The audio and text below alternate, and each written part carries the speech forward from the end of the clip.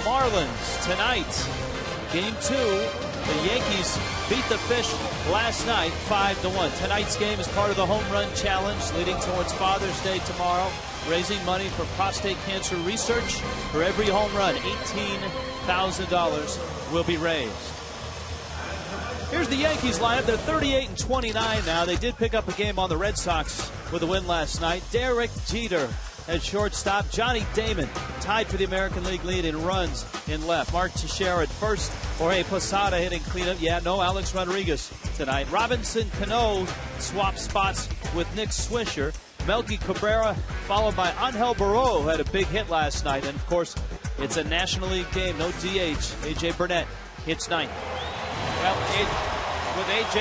against J.J., we're going to see some lightning arms and guys who have electric stuff. Josh Johnson needs to just keep himself under control, keep that good two-seamer down. Every once in a while we see him go upstairs with 96 or 97 miles an hour. And after seeing the lineup last night, we know he has his work cut out for him. The Yankees swing the bat. Derek Jeter jumped on the first pitch last night and hit about 420 feet. Goes after the first pitch fastball from J.J., and it's 0-1. That really set the tone last night. It was a double. Jeter would score on a single by Jorge Posada. The Yankees would get 3 runs in the second, add another in the third, and they were on their way to a 5-1 win. Slider from Johnson misses. Jeff Kellogg behind home plate calling balls and strikes. Tim Timmons, Mark Wegner, and Rob Drake.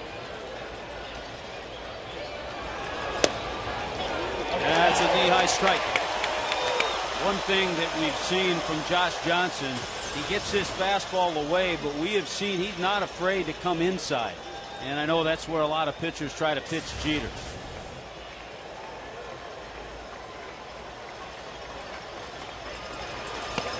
Just like that.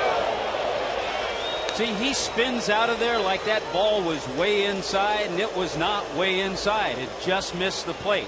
He crowds the plate, he dives, so when a pitch just misses inside, it appears to him that it almost hit him. Here's the 2-2. Right down the middle, Ugla behind the bag. On to first, Cantu scoops, 1 out. Nicely done, Daniel Ugla, on a good play to get Jeter. Take a look at the defense brought to you by Heineken tonight. There is Chris Coughlin and Cody and Jeremy Hermita in the outfield. Bonifacio's in the lineup tonight at third. You just saw the nice play of Dan Ugla, and John Baker is behind the plate. Johnny Damon having a very good year. 14 home runs already. Tied for the American League lead in runs scored, especially with the guys he's got behind him, Teixeira, and most nights Alex Rodriguez. J.J. misses inside. It's 1-1. Damon is tied with Marco Scutaro of the Blue Jays. 52 runs each. He had a streak, Johnny Damon did, earlier this year, a 10-game hitting streak, where he scored a run and had an extra base hit in each of the 10 games.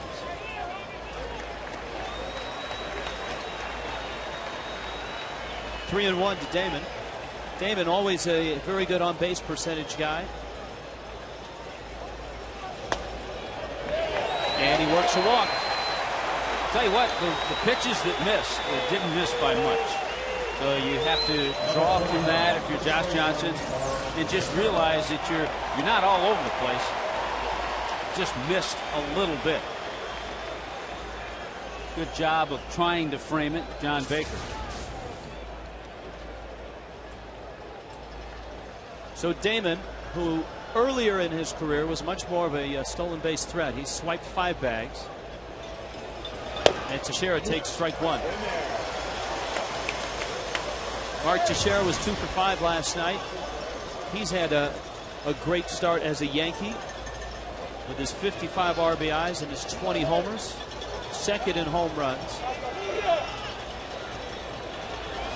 4th in RBIs.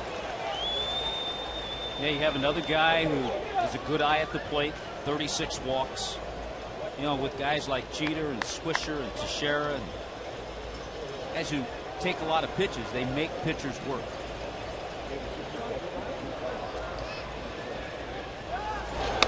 And unfortunately, in this day and age of umpires with small strike zones, it makes for pitchers going 5 or 6 innings. It's one thing Josh Johnson's been able to do in his last 5 starts is get extended into the 7th. His last start, he threw a complete game, his 2nd of the season.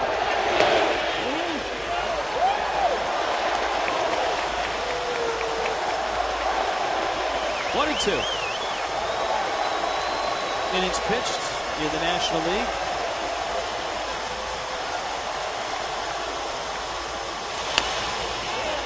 .98 miles an hour on that fastball. It's 2 and 2. One of the few that he's tried to overthrow to Teixeira.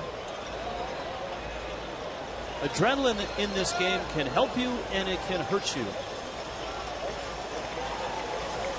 I think last night we saw it hurt young Sean West. Yep, everything was up. Now, if you have Josh Johnson's fastball, occasionally you can get away with it if it's up, if it's 96 or 97. Sean West doesn't have that. Count's full, and odds are that Damon will be on his way. Mostly two-seam fastballs so far from Josh Johnson.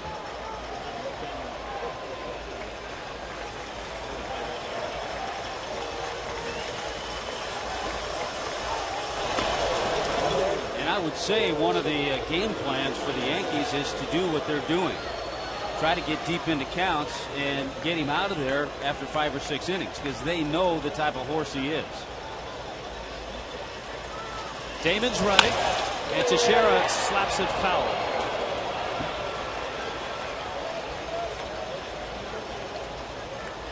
Mark Teixeira has done something in his first 2.5 months as a Yankee that many guys who sign big contracts have been unable to do, and that's come in, put up huge numbers, not make any headlines off the field.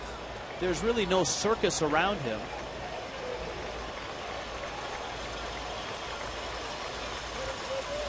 Swing and a miss. Safe at second. That's too bad because a good throw would have had David. He did not get any kind of a jump. JJ blows the fastball by Teixeira and the throw sails. A throw on the money you can see would have had Johnny Damon. But he picks up the steal. And one last thought on Teixeira. He has enough teammates that'll take the focus away from him. Jorge Posada.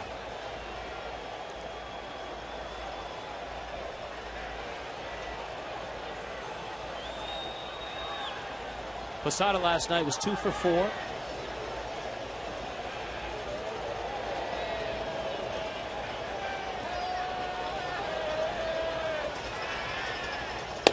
And a fastball right down the middle opens his at bat.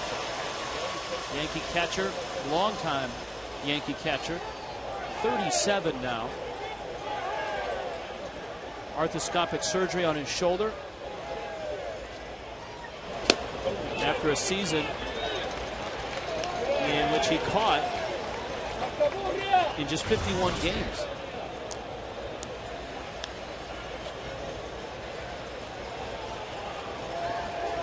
And was able to sign a multi-year contract even though he was coming off that surgery. Yeah, he signed through 2011 at $13 million a year. Broke his bat. Ugla has it. JJ gets through the first unscathed. Bring on AJ. Scoreless.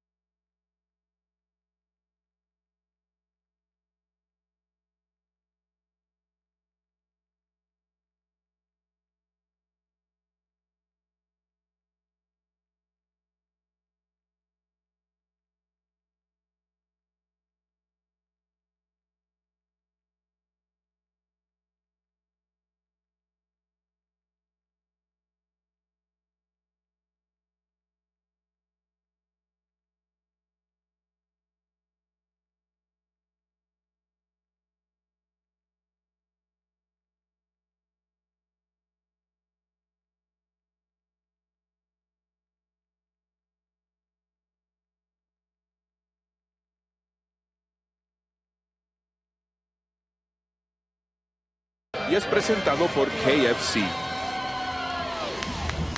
Here come the Fish. The Marlins 3 under. Open with Chris Coghlan in left field. Emilio Bonifacio's at third base. Hanley Ramirez at shortstop. Jorge Cantu in the cleanup spot, followed by Dan Uggla. Hermida in right, Ross in center, John Baker behind the plate, and JJ in the 9 spot. I think one of the interesting things in this matchup tonight, of course, A.J. Burnett underwent Tommy John surgery. Since the surgery, A.J. has been 57-44. Of course, we all know Josh Johnson 13-2 since his surgery. But an electric arm, he's been getting a tremendous amount of run support. A.J. Burnett has received over 7 runs per game in his starts this year, and that's why he's 5-3 with an ERA about 4.5. Arkansas native. And he faces Chris Coghlan. Coghlan, Bonifacio, and Hanley.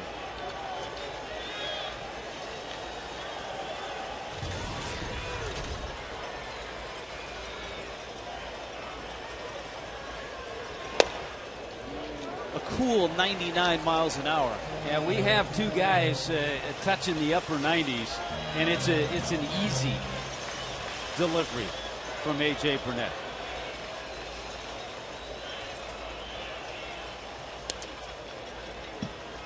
A.J. Burnett last year in Toronto had maybe his best year in the big leagues. 18-10, a 4.07 ERA, led the American League with 231 punch-outs.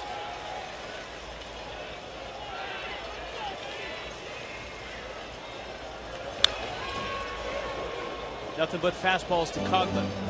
You know, he's had a lot of pitching coaches over the years. They've told him different things, and in some way maybe some of the same things that Roy Halladay told him. But as a teammate of Halladay's in Toronto, it just clicked, and he learned quite a bit.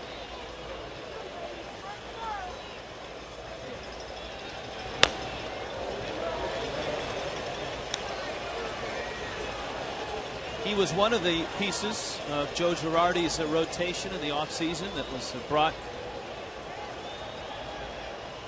along with C.C. Sabathia. Brian Cashman, the general manager, reeling those 2 big ones in. Coghlan smacks it into right, and it almost gets over the head of Swisher. Tell you what, lately the Marlins have not hit into very good luck. They've hit some balls right at people. There's the Heineken defense with Damon, Melky Cabrera, and Swisher in the outfield. Angel Baroa, the third baseman. Mark Teixeira at first base. Jeter and Cano up the middle, and Posada behind the plate. Jeter with 3 gold gloves, Teixeira with a couple. Here's Bonifacio now as he gets the start tonight at third base against the right-hander Burnett.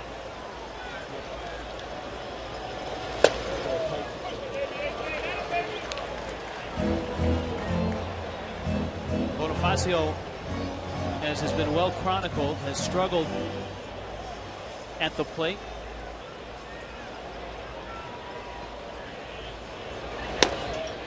From this side of the plate, he's hitting just .211. He does walk more from this side of the plate, which is kind of the odd conundrum with him.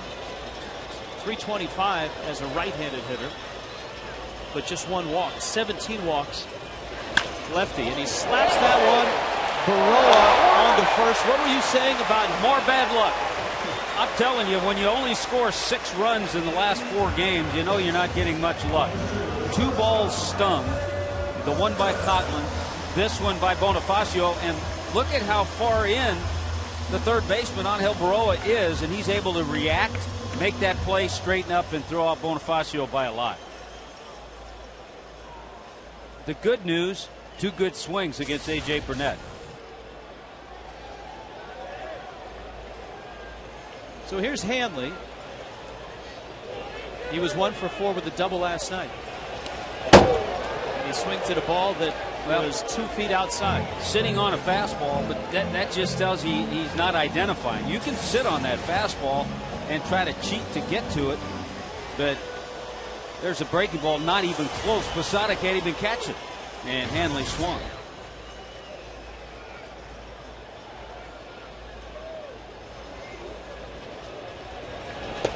So why not throw another one? He did. Hanley was a little more patient. Burnett always a colorful character, whether it's with the tattoos or the piercings or the hair. That's to the left field, a base hit. Well, he went with 3 straight breaking balls and finally got one in the hitting zone for Hanley Ramirez. Here's the 3rd straight curveball, and it stays in the middle of the plate. You saw Posada set up outside. So Hanley able to react and found a hole. How about that? Weather tonight brought to you by Mikasuki. As always, come play our way. We even have moon phase tonight. What is that? Dragonfly. Dragonfly. I think that same dragonfly was in the booth earlier tonight. Standing room only, even for the Bugs. Cantu now. Now Burnett is the type of guy, if you happen to guess correctly and go on that curveball, he's the kind of guy you can steal bases off of.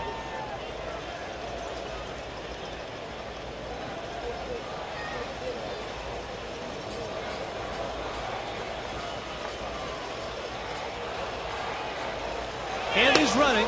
Fastball taken, and the throw got it. Wasn't the curveball, though.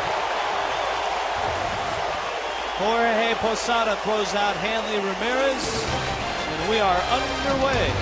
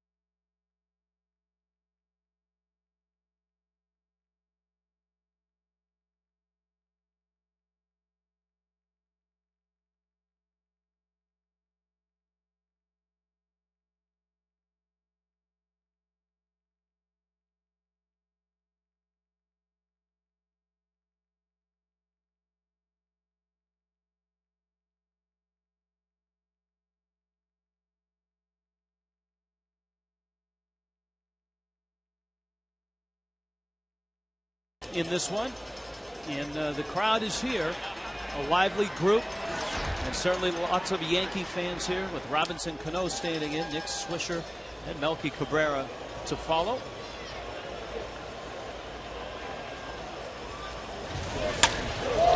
Cano breaks his bat and actually hits it out to right field, though he doesn't hit it out of the ballpark. We've seen that happen at the new Yankee Stadium. Yeah, it has. Speaking of new, you can lock in your seats for the new Marlins ballpark today. Purchase a current Marlins season ticket plan and reserve your spot. 1-877-MARLINS, the number to call. Make sure you don't miss out on premium seating in the new Marlins ballpark. Dimensions of the new Marlins ballpark are to be similar to this stadium, a pitcher-friendly place, but you never know until you open the doors and you start playing games. That's, I guess, the lesson of the new Yankee Stadium. Swisher takes a strike. Yeah, you never know about those wind currents, how the temperature is going to affect things.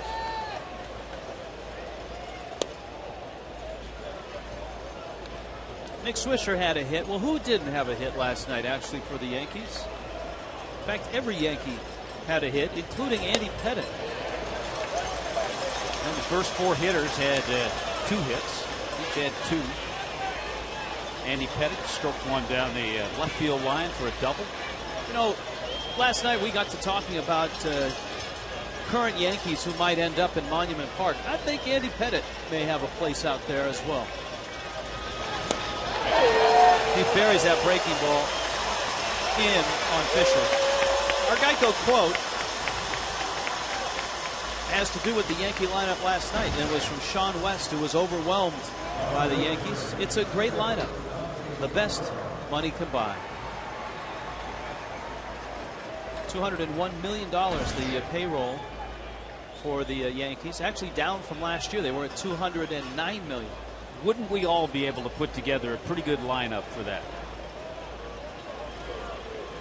Melky Cabrera takes down low.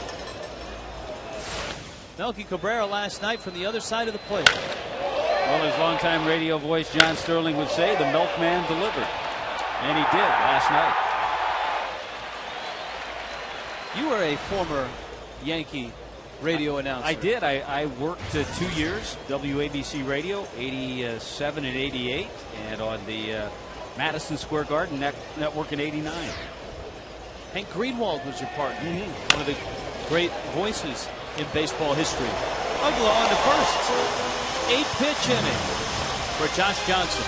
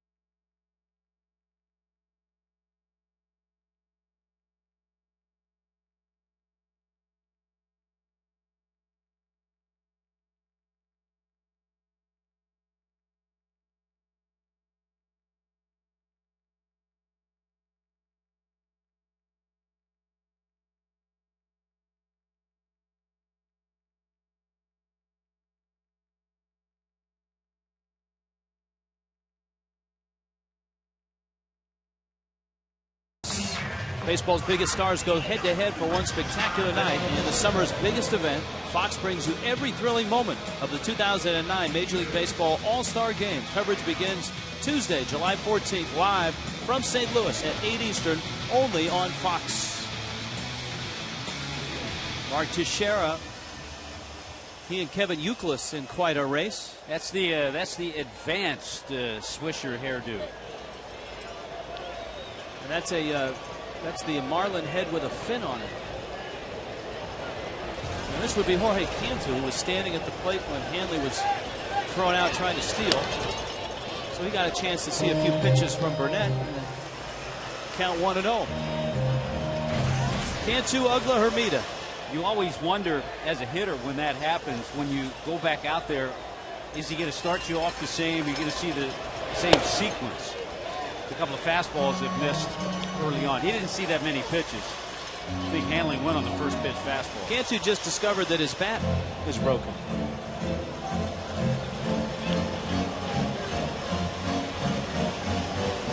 Joe Girardi, a short commute from his Parkland home. And of course surrounded, as he always is, everywhere he goes, by New York media, all wanting to know about Alex Rodriguez over the last 24 hours. Last night, Actually, yesterday afternoon is where the story starts. The original lineup had Rodriguez in it, and then Girardi announcing that the Yankees were going to give Alex a couple of days off. Sports Illustrated's John Heyman reporting today on SI.com that it was actually Brian Cashman and part of the Yankee brass that had a conference call with Alex and talked it over yesterday. The 2-1 pitch up the middle, and it's Cano who throws on over to first. And that conference call, in it, Alex admitted apparently to Cashman that he felt greatly fatigued, and it's shown in his performance at the plate. So the Yankees decided to sit him for 2 games. Well, you have to think about it. He had radical hip surgery. He probably came back quicker than they thought, and he hadn't missed any games. But he's really been struggling. I think 3 for his last 34 offensively. So they figured a couple of days off would do him some good. All kinds of conspiracy theories about why he's not playing as well. Uggla takes a knee-high strike. Daniel 0 for 3 in yesterday's ball game. He punched out twice. It's a good matchup. Burnett against Uggla. Good fastball hitter against one of the best fastballs around. And Uggla smacks it into center field and deep. Back goes Cabrera to the wall. Gone. His name is Dan Uggla.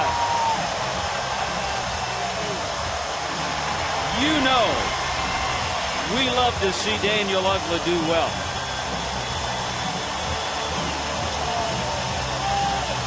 I'm happy to see him do well on a stage that goes to New York because of his all-star appearance. He's made some terrific plays defensively here, and now he smokes one to straightaway center field. And of course that raises another $18,000 for prostate cancer research.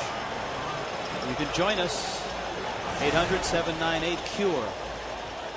13th home run that Burnett has allowed. He came with that heater out over the middle of the plate. Dan Uggla can catch up with anybody's heater. This is his type of pitcher.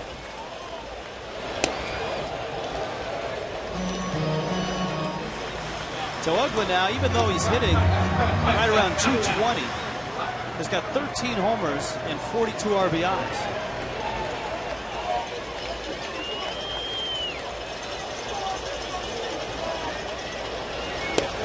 We're about a dozen games away from the halfway point in this season. So if you add Uggla's numbers up, I mean, if you double them right now, that's 26 homers and 84 RBIs. That's right around where he's been in his career. Yeah, and he really hasn't gotten hot, had any kind of a sustained streak. Nasty hook there to get Jeremy Hermida.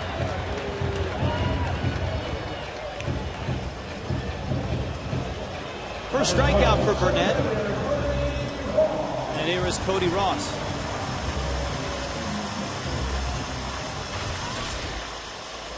The Marlins have scored 2 runs now in this series, and they've come on solo homers. Ross hit one last night.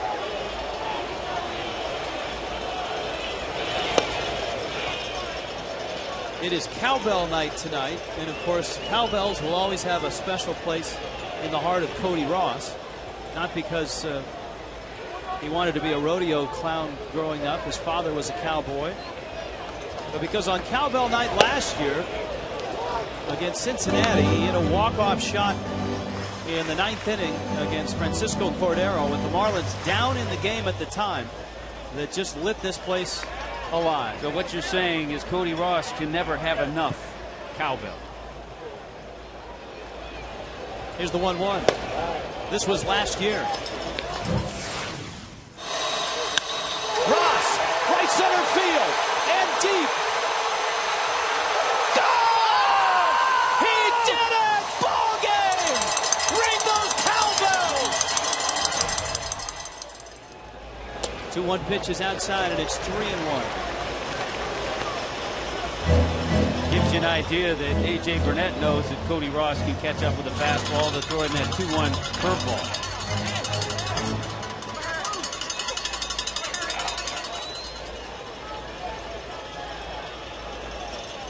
3-1 coming.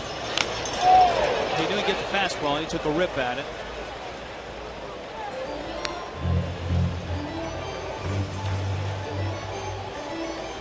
$5 years, $82 million. The Yankees are hoping they get the A.J. Burnett of last year for that money.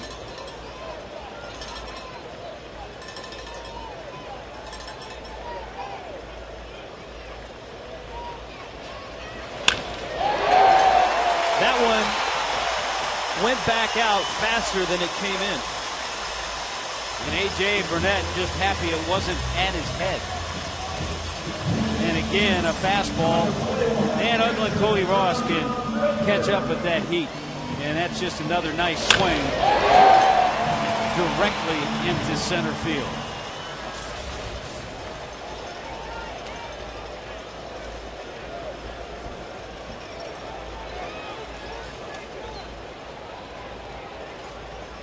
John Baker now.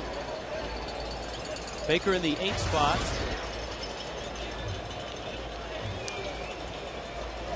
Last night, Ronnie Paulino got the start. Big season knee-high strike.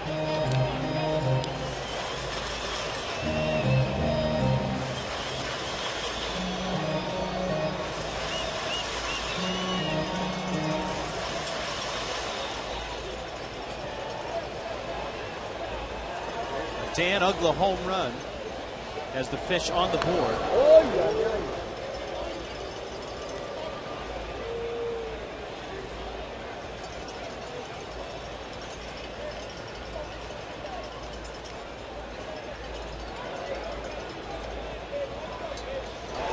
And Burnett making sure Ross stays close. Cody has stolen 3 bases this year. You mentioned, Rich, when A.J. Burnett became a Marlin, he came over in that Al Leiter deal. He came over, remember, with the little left-hander, Jesus Sanchez.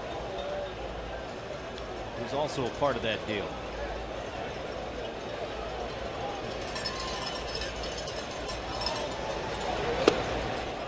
He, of course, was part of the World Championship team, but he did not pitch in the postseason. That was the year that he had arm surgery. Made 4 starts that year. Yeah, Tommy John surgery in '03. But has come back, obviously, and it hasn't affected his velocity.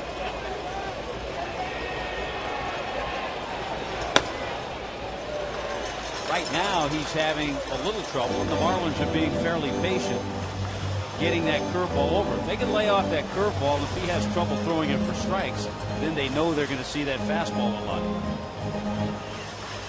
31 pitches for Burnett.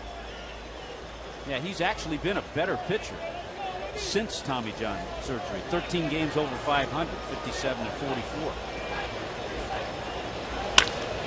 Baker rolls it up the middle. Cano on to Jeter. And the inning is over, but not before Dan Uggla hits one 410 feet for a 1-0 lead.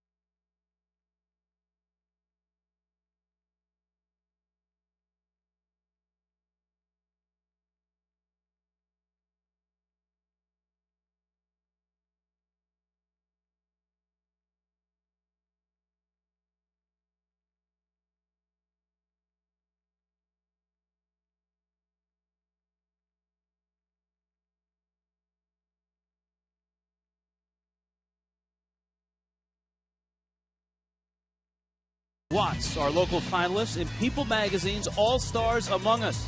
And through June 24th, you can vote by going to foxsports.com and clicking on the link for All-Stars Among Us. The winner from each Major League city will be honored before the All-Star Game on July 14th, seen only on Fox. And this guy might be in St. Louis for that game. He continues to pitch the way he has. Josh Johnson is 6-1 this year.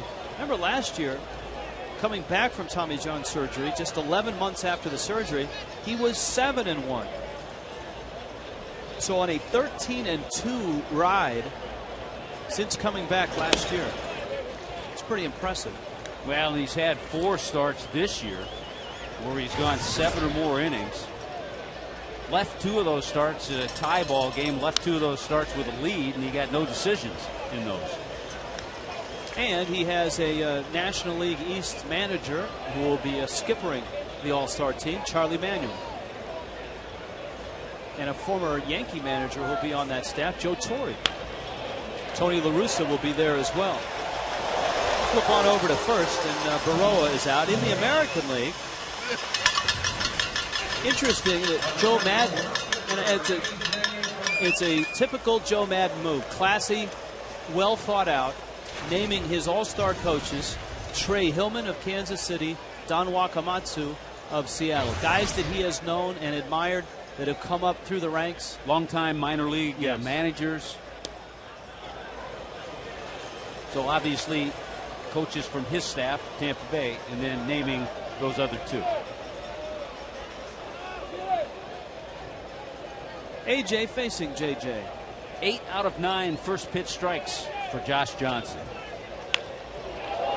AJ lost his bat and gets a hit. Remember all the rockets the Marlins have hit, and there's a bloop single by AJ Burnett. Well, he sawed off Baroa and he sawed off AJ Burnett. But somehow it finds a little spot just out of the reach of Dan Uggla.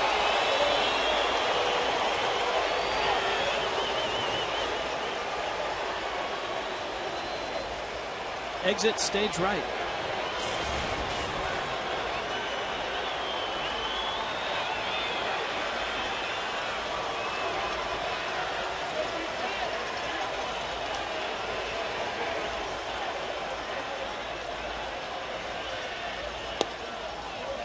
Johnson misses down low to Jeter. He bounced out to Uggla back in the first. For the Yankee pitchers swinging the bat all right in this series. Pettit's a double last night. AJ with a bloop single. Up the middle. Hanley. Cantu. And a double play finishes the third. Josh Johnson and the Marlins on top 1-0.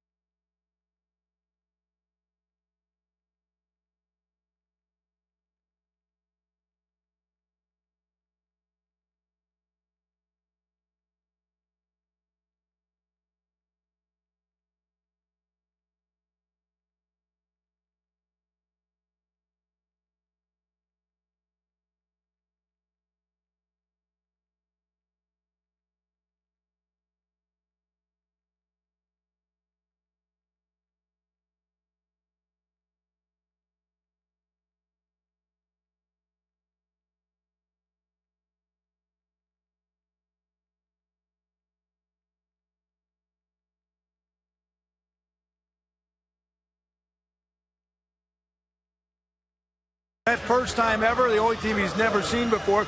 So how do you go against a guy you've never seen? Well, hitting coach Jim Presley says a big thing for him, and he's never seen him except on tape, is that breaking ball. If he's not commanding the breaking balls we've seen here, the Marlins can catch up with that fastball, and they could sit on it with raw power and, as he likes to say, barrel him up and get some good wood on it, and that's what's happened.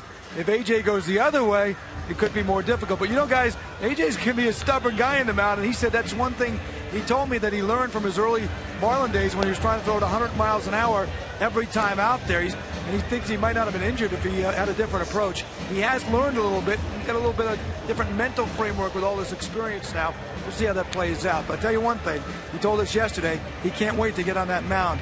Guys always love the power pitchers, the tall mound here at Landshark Stadium. That's a great matchup of righties. You've got Josh Johnson, A.J. Burnett, the Yankees, and the Marlins. It was the Yankees who jumped out to the lead in last night's ball game. Dan Uggla has provided this man with a 1-run lead. And Josh will stand in. A home run. Of course, it was a 3-run shot. Didn't have to hit in his last start. That was up in Toronto, which was home to A.J. Burnett for the last 3 years. And Burnett was a good Blue Jay. Successful run up there. He was 38 and 26 all told. And all J.J. did in Toronto without having to hit was pitch a complete game in that 11-3 win over the Blue Jays.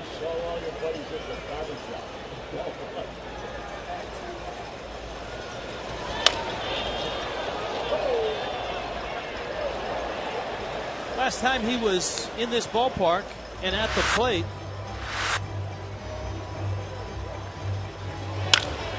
Splitow, a 3-run shot against the Brewers. Yeah, against right-hander Dave Bush.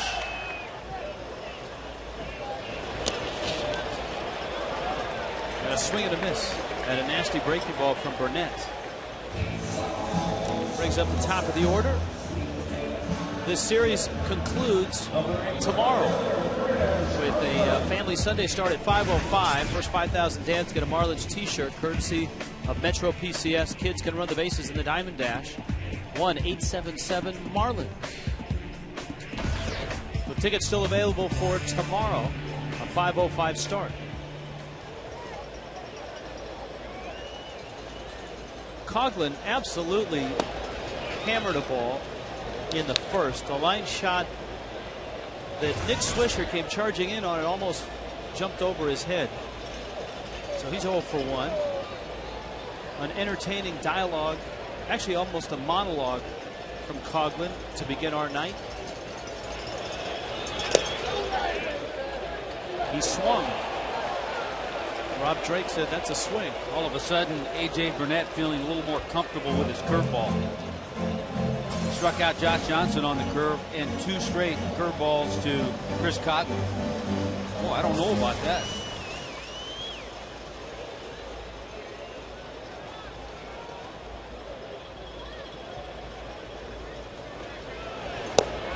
Down he goes. So Burnett opens the third with a couple of strikeouts. This copyrighted telecast presented by authority of the Marlins may not be reproduced or retransmitted in any form, and the accounts and descriptions of this game may not be disseminated without the express written consent of the Marlins.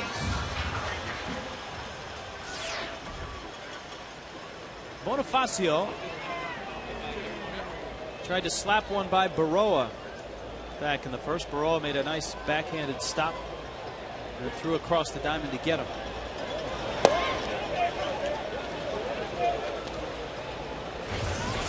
It's been a Wes Helms platoon lately. Helms against the lefties, Bonifacio against the righties. Be interesting to see now that the Marlins are back at home playing National League games, how Freddie uses Bonifacio. Of course, last night against the lefty, we saw Wes Helms. And for me, until Bonifacio shows that he can consistently get on base, Freddie's going to have to go with some kind of platoon, because right now his on-base percentage is in the 280s.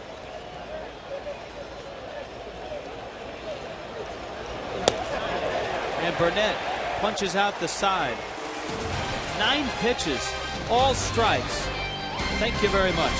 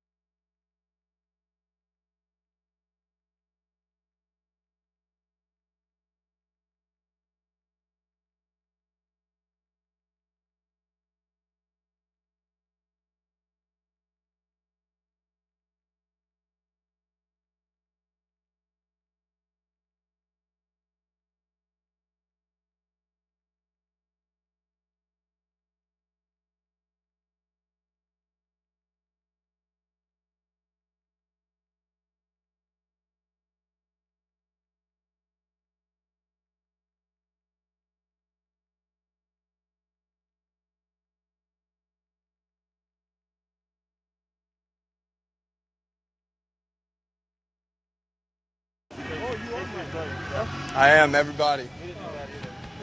I reminded everybody in stretch. Dude, I don't like this thing already. I feel totally uncomfortable. Hey, when you close it out, you gotta go. Back to you, Rich and Tommy.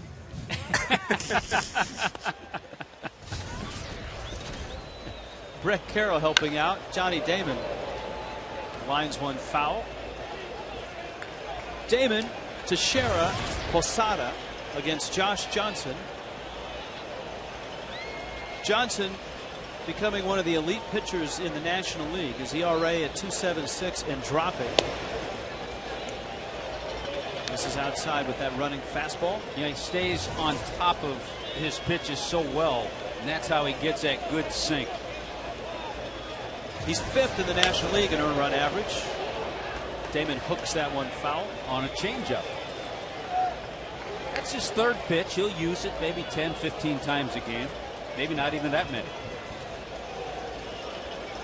But certainly 2nd time through the order, he's going to feature a little something different, especially with this lineup. Again, back-to-back changeups. JJ will toss to first in time. Cue the duck. Everybody loves the duck. Last Yankee pitcher to lead the American League in wins. Well, let's see. We saw Andy Pettit last night. He certainly would be a candidate. Clemens. Roger Clemens, of course.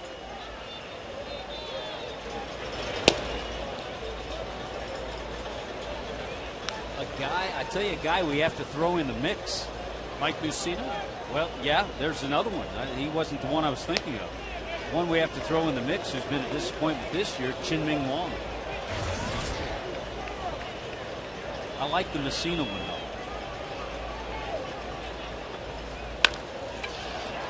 Ground ball out to Ugla. Teixeira is 0 for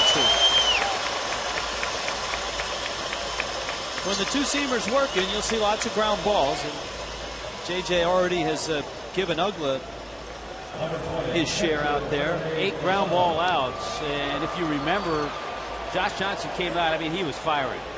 Now he's in a nice rhythm, and he's really pitching. Seen some change-ups. Two-seamers stayed down. If you look at just wins, JJ is not close to the top. Chad Billingsley, Matt Cain, and how about Jason Marquis getting a win last night? They all have 9 to lead the National League. But Josh is after his 7th.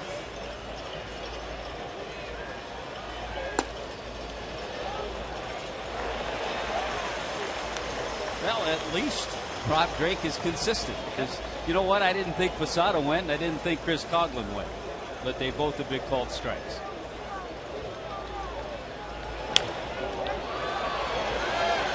Popped him up, Bonifacio.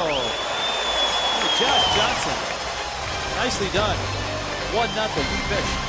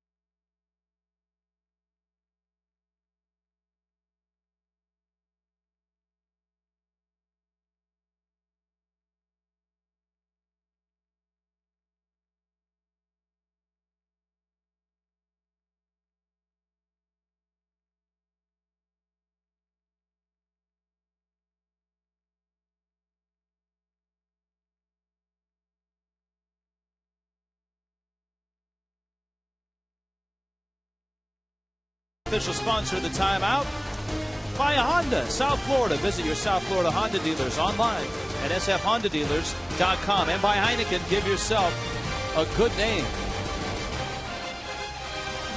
Gorgeous South Florida night tonight. And a good ball game going on. 1-0. Marlins on top. A.J. Burnett back to work.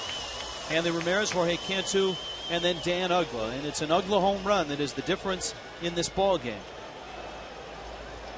And all of a sudden, the Marlins hitters have to file away that A.J. Burnett has found the curveball.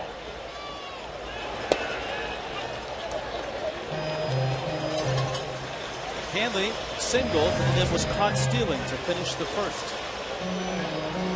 Yeah, that's when A.J. Burnett becomes ferocious. Is when he can throw the breaking ball consistently for strikes.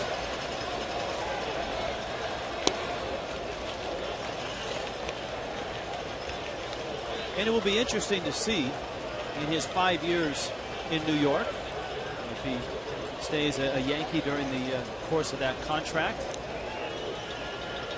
if he's able to, as he gets older, he's 32 now, say he gets 35, 36, he's not throwing as hard.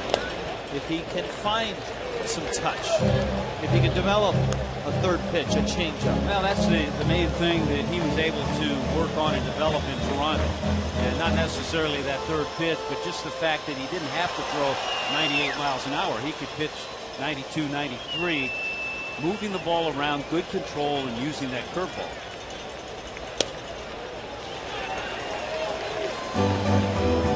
This is outside, and it's 3-1 to him. Hanley,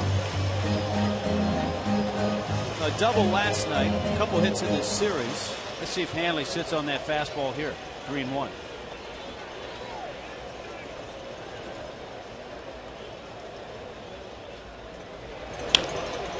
Got it, lines it, center, base hit.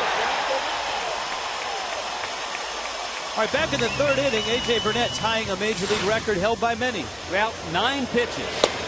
There's the fastball, but it all started, I thought, with this next pitch. The third pitch, a curveball that struck out Josh Johnson. Another curve Strike one to Coghlan. Another curve and another curveball.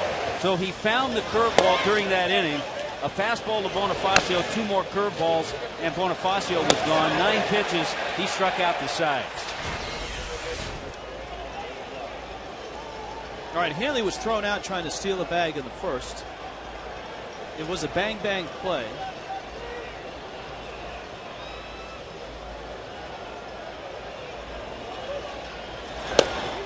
Cantu takes a strike.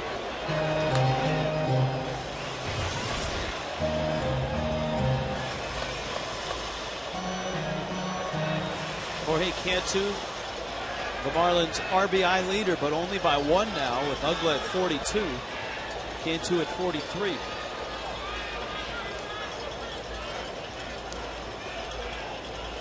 There goes Hanley. Cantu fouls it.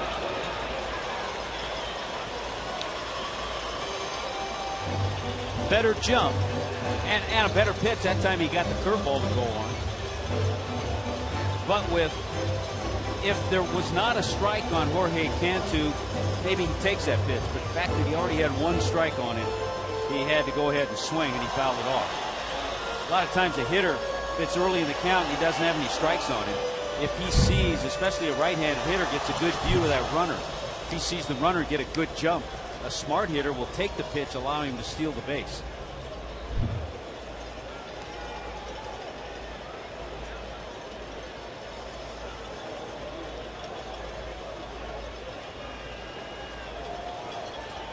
Tough to take that strike now with a guy like Burnett, as well as he's throwing.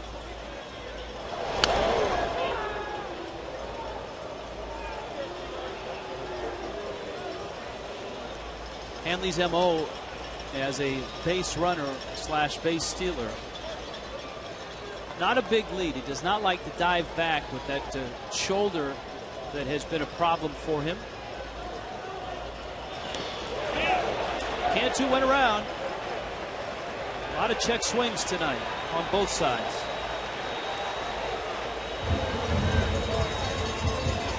Let's bring back the duck.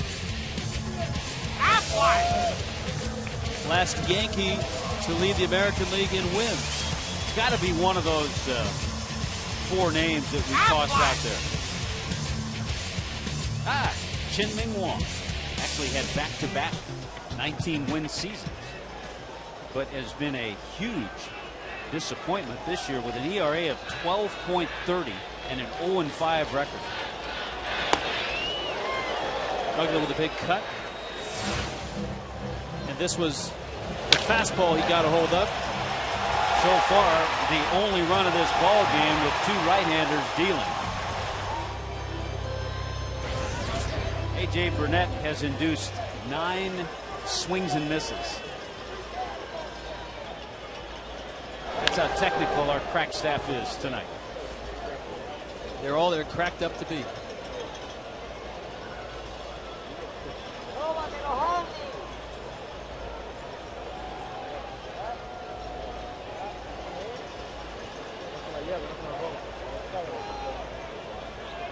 Posada giving the thumb.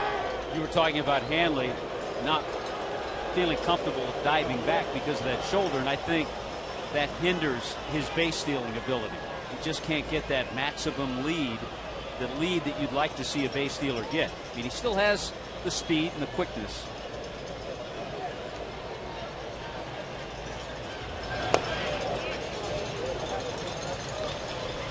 Uggla saw a breaking ball, and it's 1-1.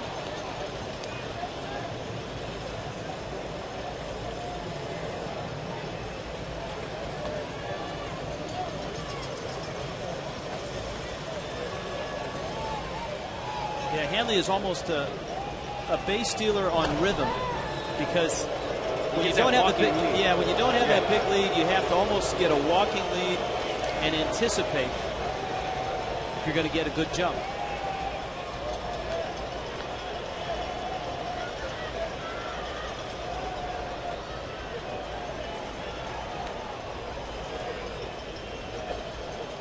He's running and he stumbles, but gets back.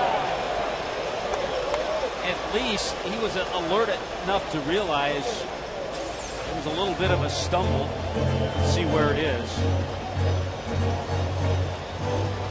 Has a little trouble with his traction once he started, and he realized because of that he wasn't going to get to second base very well, so he headed back to first. That was a good illustration of what we were talking about. Always in movement, constant movement. You know, some base stealers get the maximum lead and are perfectly still. Hanley is just kind of back and forth, almost like a car coming up to a red light, not coming to a complete stop. I know, I do that all the time.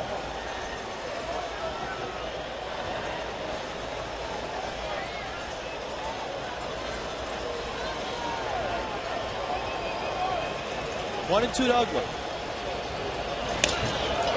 It's going to the screen. Burnett slips and is doubled over on the mound. Now he looks like he's okay. I don't know if he was just frustrated, but he bent over after delivering this pitch. Well, it's a fastball, and it gets away. He really yanks it. Gets away from him. Posada can't make the play. And there was a little bit of a slip. Look at gimping down to second base is Hanley Ramirez.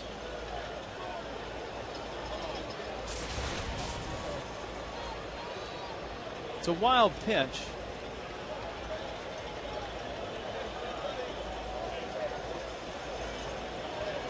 And it's 2-2.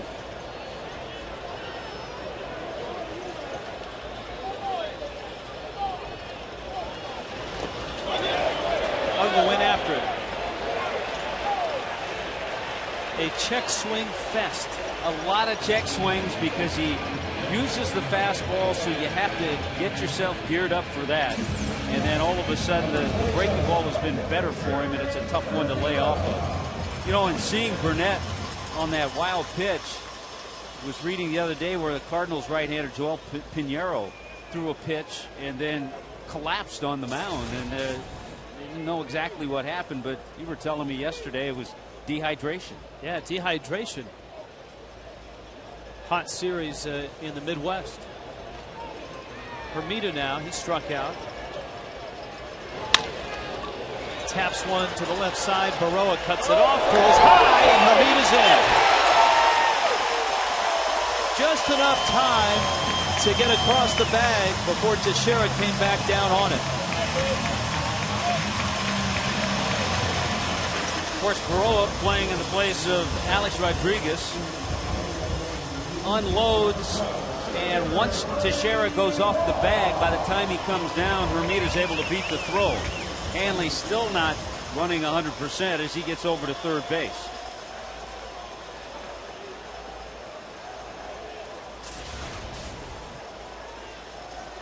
We told you it's been a pretty good defensive infield.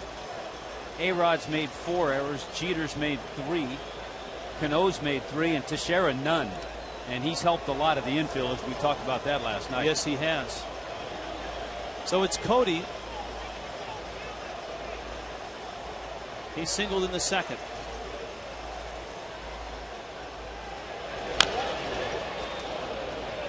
Boy, with that approach and swing, you get the feeling Cody was sitting on that curveball first pitch because he jumped on it. 0-1. Once again, the National League East and the American League East all tangled up tonight. The Marlins taking on the Yankees here. Rays and Mets in New York. And the Rays have defeated the Mets. That's a final now, 3-1. So the Mets go down. That's Santana. The loss, I believe. Yes, it is. He's 8-5.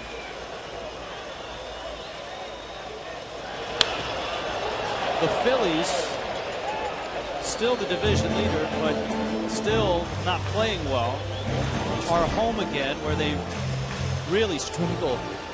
And they're trailing 1-0 to Baltimore in the 5th.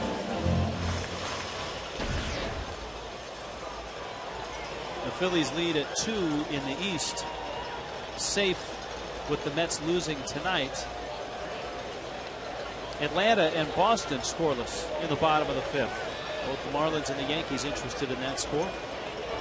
good pitching matchup in that one at Fenway tonight. A.J. Burnett, fist pump, fastball. Take that.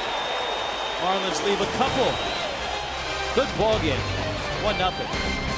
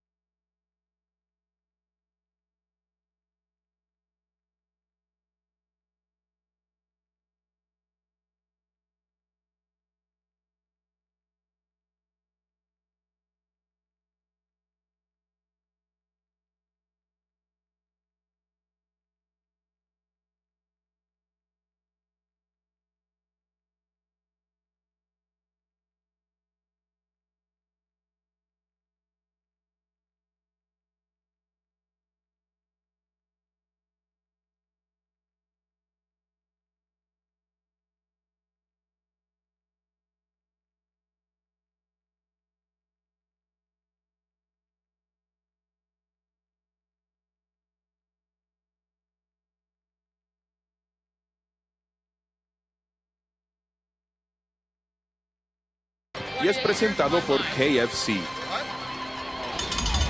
Cookie and Raul, our announcers tonight. Hi, guys. Tommy Hutton, huh?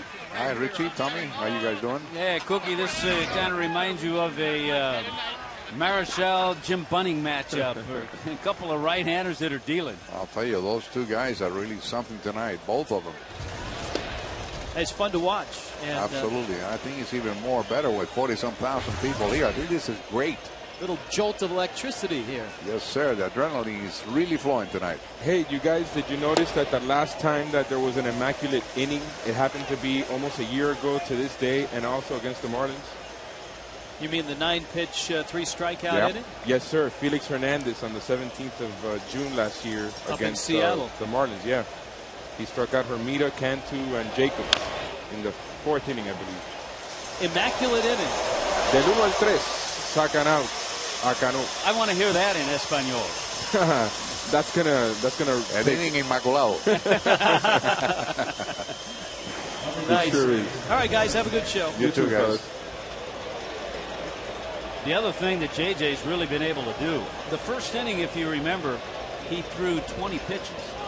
Second inning, 8 pitches. Third inning, 8 pitches. Fourth inning, 11 pitches.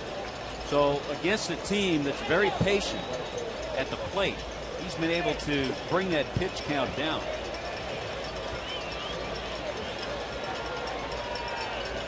Here's Nick Swisher, one of the more patient Yankees.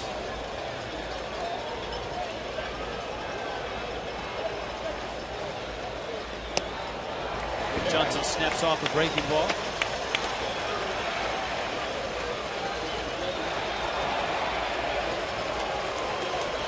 JJ has become the ace of this staff.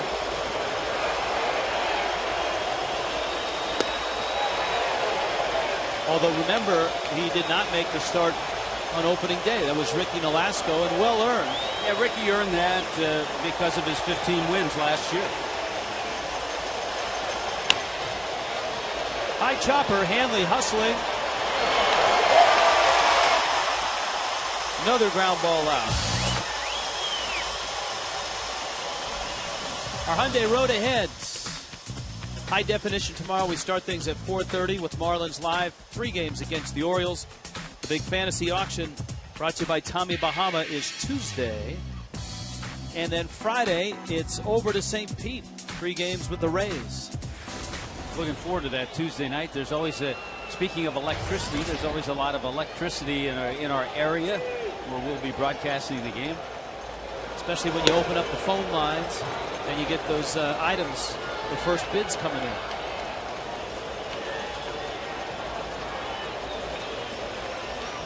Melky Cabrera, he runs up, takes a fastball for a strike, and it's 1-1.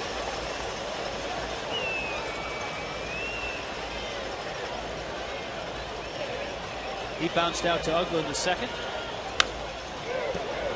You know, you watch Josh Johnson. I was thinking about this today, and the way he's pitched this year, he was good his rookie season in 06 when he was 12-7, but he's a much more refined pitcher now. He's much better now. Of course, his manager from that rookie season is here tonight. Joe Girardi was the manager of the year in 06.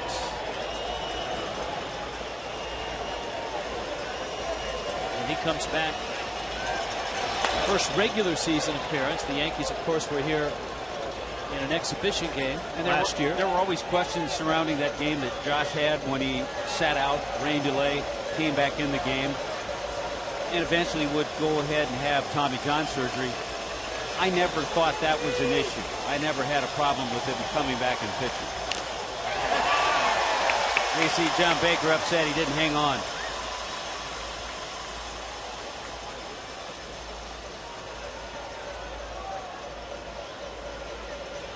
And I know Joe Girardi took a lot of heat for that, too.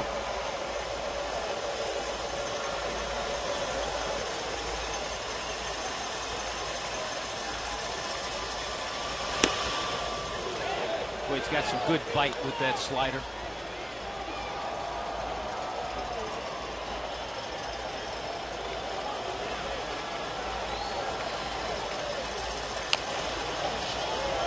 Tapper is foul. Former Major League infielder Mick Kelleher making that play, first base coach for the Yankees. There's Mick. Been in the Yankee organization about 12, 13 years.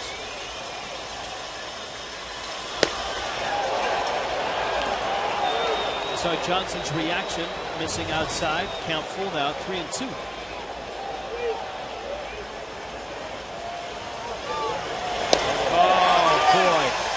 This is fun to watch. Josh Johnson, A.J. Burnett, big house, and a 1-0 lead for the Fish.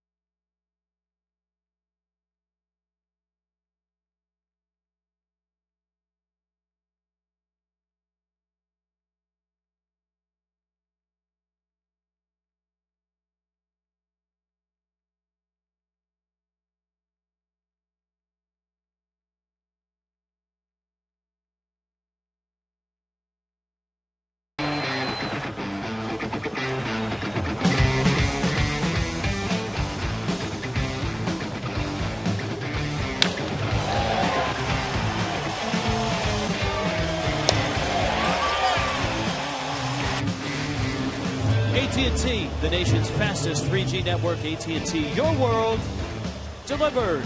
Rich Waltz, Tommy Hutton, Craig Minervini from Landshark Stadium, 2-3-0, where the Marlins lead the Yankees. Jeff Conine with us tonight as well. John Baker, with Josh Johnson and Chris Coghlan. Yeah, Jeff Conine will be the first to tell you tonight's not a fun night for hitters.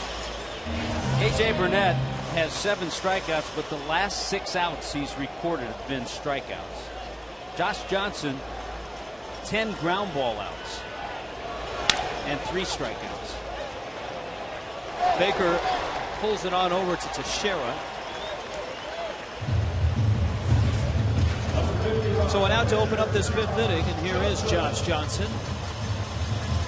And Robinson Cano made Josh Johnson work. Remember, we told you that pitch count was real good. He threw 17 pitches that last inning, but Josh had to throw 10 to retire Cano.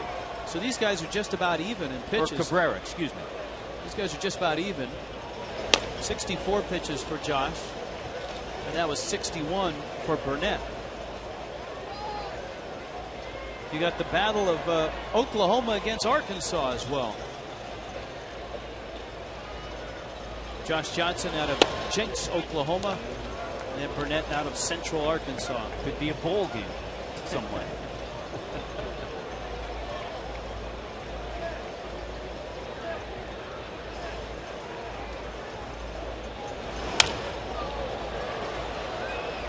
Josh fouls that one off.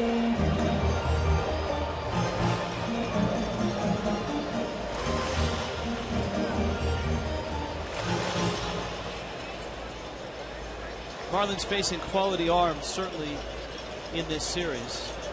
Well, they faced quality arms from the beginning of June. The slew of Cy Young award winners they faced. Randy Johnson, Lincecum, Chris Carpenter, Roy Halladay, Barry Zito.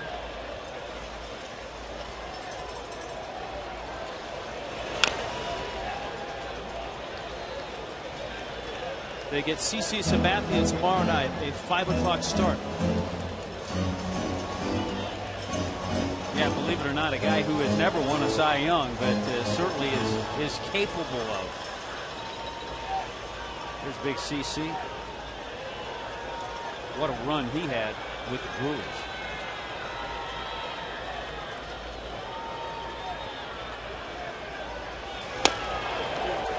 Burnett dusts off JJ. 8 strikeouts for AJ. Fish Friday on the 3rd of July. The Marlins will take on the Pirates on a 6:10 start on that Friday. Grab a CBS 4 for $54 pack and play Billy Bingo for your chance to win an authentic batting helmet autographed by Jorge Cantu. A hippie hopper hot dog. Say that a few times. A.J. Burnett, by the way, has struck out 8. He's done that 3 times this year. His season high is 9. And his career high when he was with the Marlins back in 05, 14.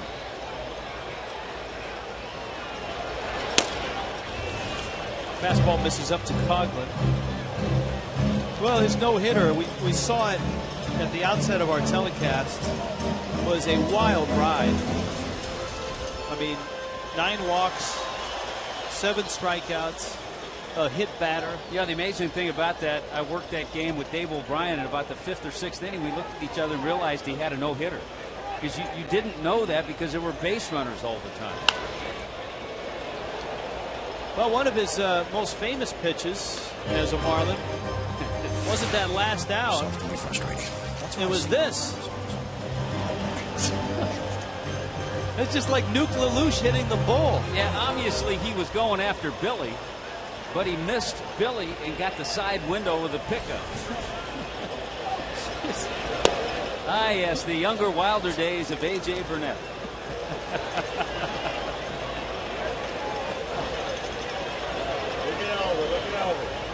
He is a much more controlled and a much better pitcher since that no-hitter.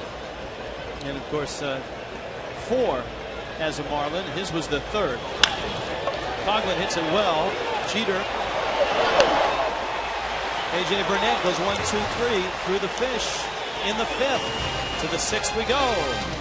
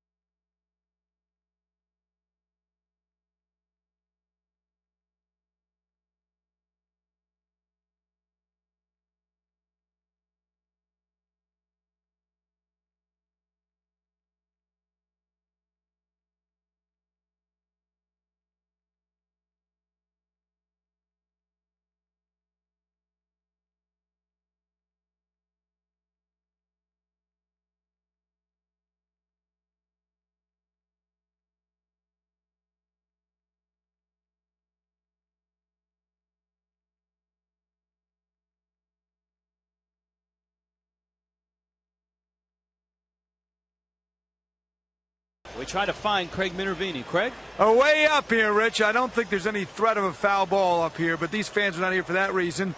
From Davie and Pembroke Pines, what's the view like up here? This is Mitch over here, his buddy Mike and some friends. Wish I would have brought the binoculars, that's for sure. You like it up here, though, you said? I like it. I like it. The air's thinner. Nice breeze. Put out a few nosebleeds, but other than that, it's not too bad. A little light on the oxygen. Now, Mike, you said your seats are actually lower, but you like it up here? Huh? Yes, there's much better breeze up here. It's very warm down here. You're sweating. This is nice. These guys are good Marlin fans, too. What do you think so far? I know you're excited about the team there? It's an awesome team. I mean, it's just, I love it being here at a Marlins game. I mean, it's the best thing. Nice weather, watching a nice game, and being with friends. That's it. That's what baseball's all about. I tell you what, guys, the view is not bad from here either. The only thing you miss is just down the line here in left field. Other than that, you got a pretty good view of the game, and certainly the great view of this big crowd here tonight. Back to you. Took me 2 innings, by the way, to catch my breath. All right, a great pitchers duel. Josh Johnson, A.J. Burnett. Angel Baroa's at the plate. Josh clips the bat. It's 2-2. Baroa playing third. Everybody expects to see Alex Rodriguez tomorrow night after his 2-day sabbatical. So we showed you CC Sabathia. Sabathia against Chris Volstad. And tomorrow's 5 o'clock game. Bonifacio.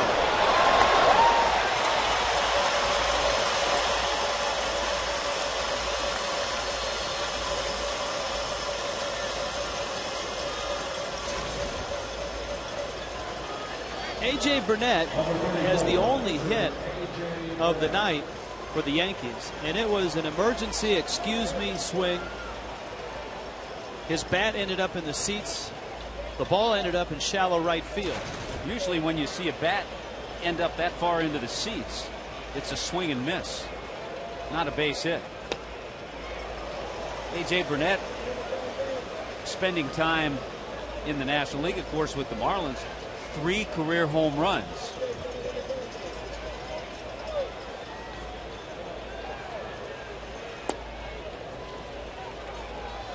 Yeah, I'm sure in Toronto he missed being able to swing the stick.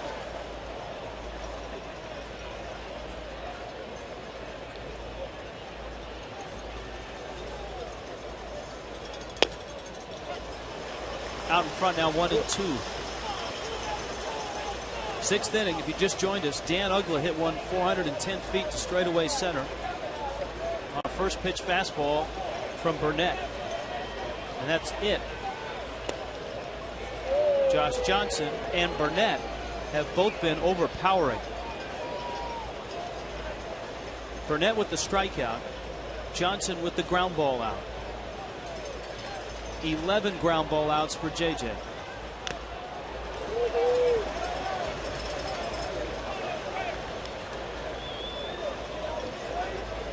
Eight strikeouts for Burnett.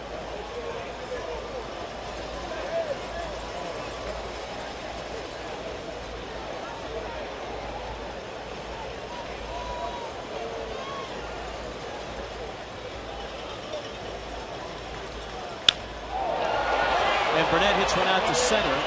Ross is over, and there he makes the catch. Before the ballgame tonight and before the ballgame last night in the stadium, they played the highlight tape that Major League Baseball produced from the 2003 World Series. And of course, Derek Jeter was there. All of the great Yankees. The Marlins, the upstart team, won it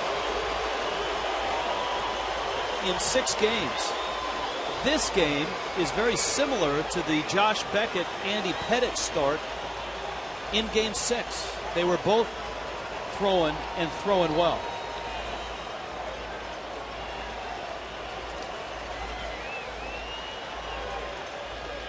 Derek Jeter, by the way, in that World Series, 9 for 26, a 346 average, and in his career, a 302 lifetime hitter in World Series play.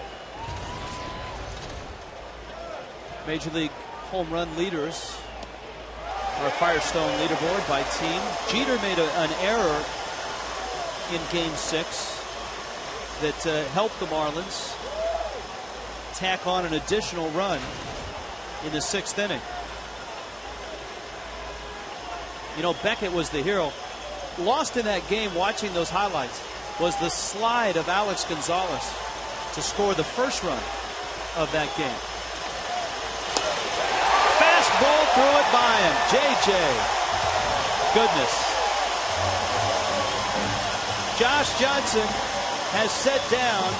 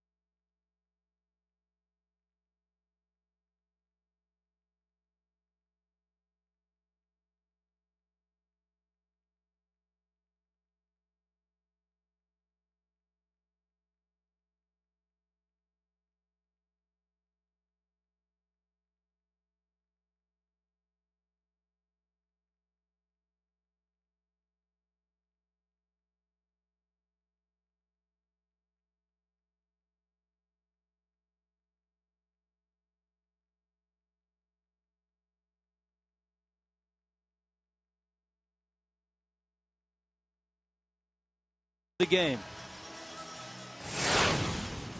Last night I talked to Rachel, and she said, hey, you know how you always told me about that Brett Carroll guy, how you really like him? Why did he announce you as Chris, dude, where's my car, Coughlin? He's leading off, batting left field. Chris, dude, where's my car, Coughlin. So who told you, dudes, where's my car? Is it Bake? You don't want to tell me? Yeah, I don't care. Well, in a few months when Coughlin does the lineup, he'll get a chance to get back at Carroll. He can get back at him. Dude, where's my car? Dude, where's the base runners in this one? A.J. Burnett and Josh Johnson have been outstanding. Burnett goes to work with 8 strikeouts.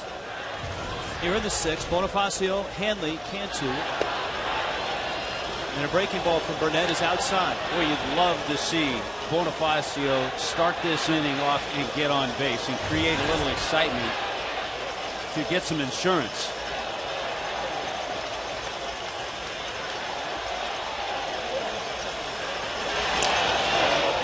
That one clipped the home plate umpire, Jeff Kellogg.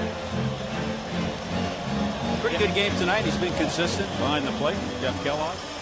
It's a skill that you hope a guy like Bonifacio can learn. You look at some of the Yankee players, the guys, the Damons, the Swishers, Jeter, guys that are high on base guys. Some of that has to do when you got a hitter like Teixeira, who's such a dangerous hitter.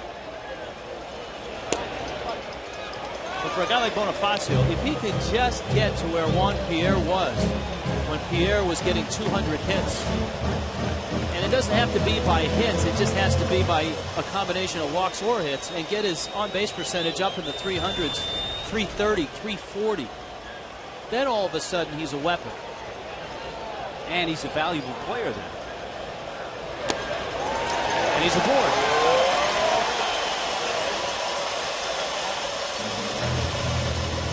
It's the 6th inning. Time for the Coors Light Freeze Can. What shall we freeze tonight? How about Angel Baroa's throw a little high? Freeze it. Who's going to win the race? High foot. Great camera work. That's outstanding. Frostbrewed Coors Light Freeze Can. First walk of the night for A.J. Burnett.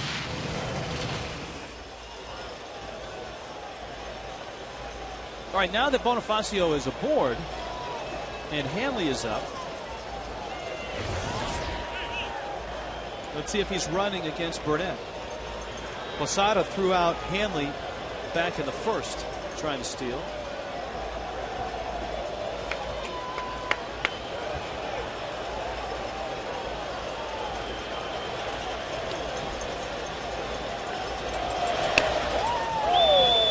Not sure what that was. That might have been a little miscommunication. It looked like Burnett threw a pitch out, but Posada never got up out of his crouch to move out to receive a pitch out.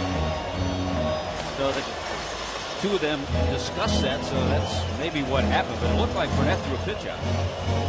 And Girardi showing some concerns as to what happened on that last pitch. Posada has thrown out 23% of the would-be base stealers. All right, look it over.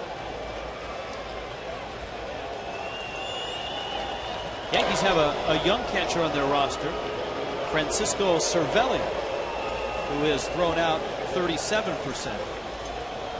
But they do have one of those Molinas. He's on the disabled list.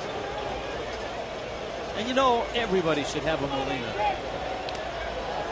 Notice how Bonifacio, we were talking about Hanley, how he doesn't like the dive back. Bonifacio gets a pretty good lead.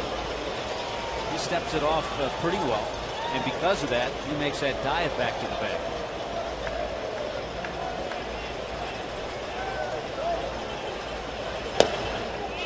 You know, Tommy, come to think of it, the Marlins may have set some sort of Molina record here, because as you look at Hanley's average against righties, the last 3 teams to play the Marlins in this stadium have had a Molina on their roster.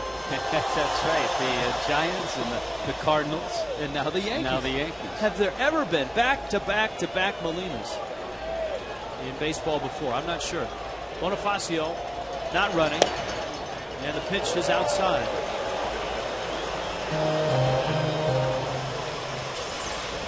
There's been a few times that Josh Johnson has missed closely like that and not gotten the pitch. I think A.J. wanted that one. It was a pretty good pitch. I think Jeff Kellogg's worked a pretty good game. They've been the same, both sides.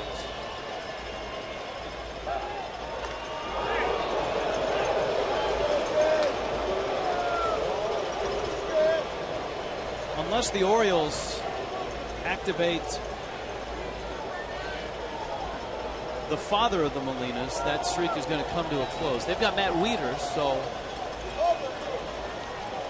And they're happy to have him. Yes. There goes Bonifacio. Posada's throw. He's out. Well, Bonifacio didn't think so. I didn't think so. But 90% of the time when the runner gets tagged on the behind, that means his hand's on the bag. But he got him. He's out. Great call by Rob Drake. He was right there. He's closer than we are. And he got him. Yeah, that's one of those where in the naked eye, once you get another look at it. Actually, it was Mark Wegner who made the call out of second. So Posada reminding Yankee fans of Thurman Munson. He's made a couple of terrific throws tonight, getting Ramirez and Bonifacio. And it's 3-1 to Hanley, who takes outside. And our count was off. So it's 3-2.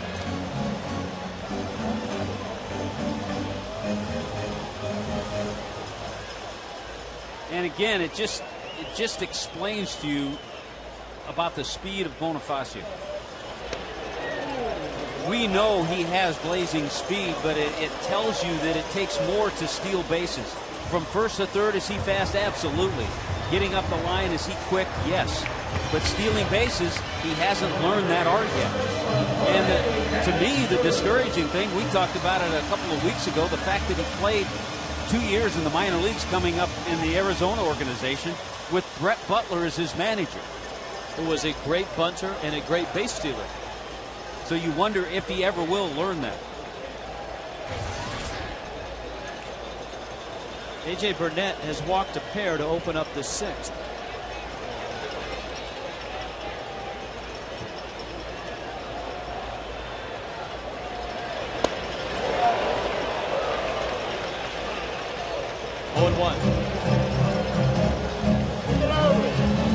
Cantu doubled last night, 0 for 2 in this one.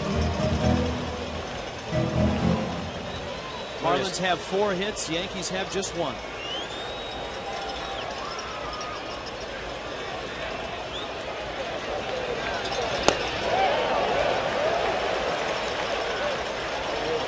Oh, 2.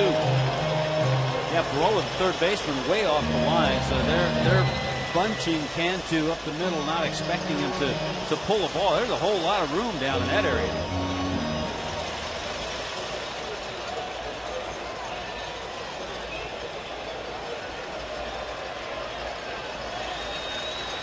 Cantu has seen 2 curveballs here, which makes that rising fastball a little tougher to catch up to.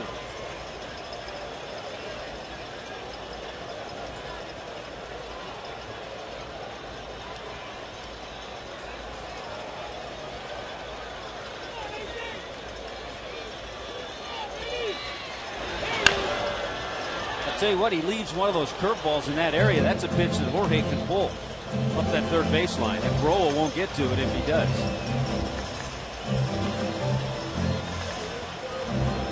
Normally, as a third baseman, your shortstop will tell you if an off-speed pitch is coming.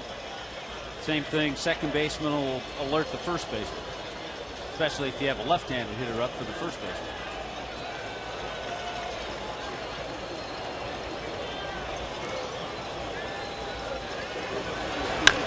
Cantu does pull it to left field. Damon drops the ball, and he gets by him. Off to the races is Hanley. To third. They will send him. Here comes Hanley. He scores.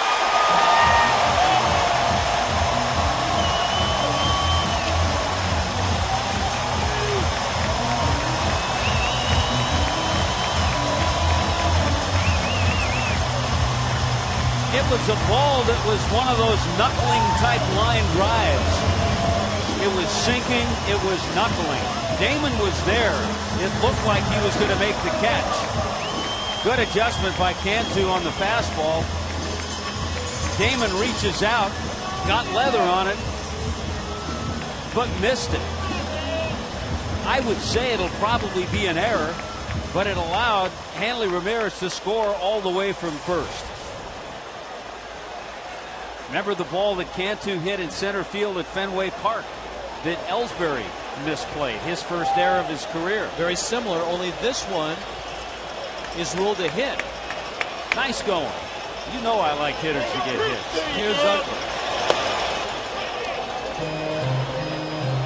So a 2-0 ball game.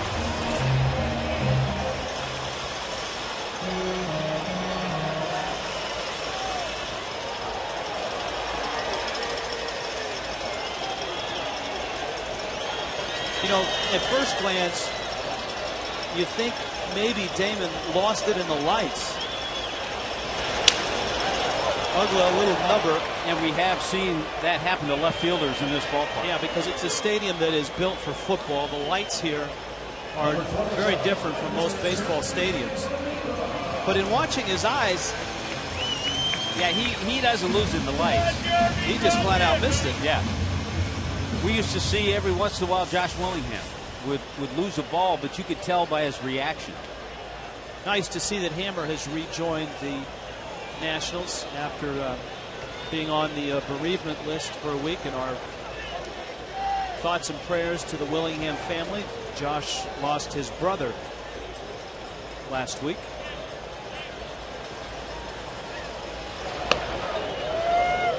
Armida takes outside. See how they pitch Jeremy Hermida. First base is open, but Cody Ross is on deck. He's actually had better swings tonight against A.J. Burnett than Jeremy has.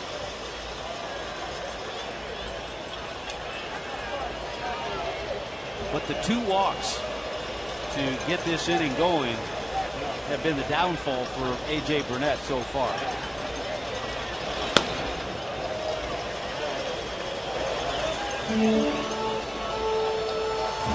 Cody waits. 2-0 to Hermida.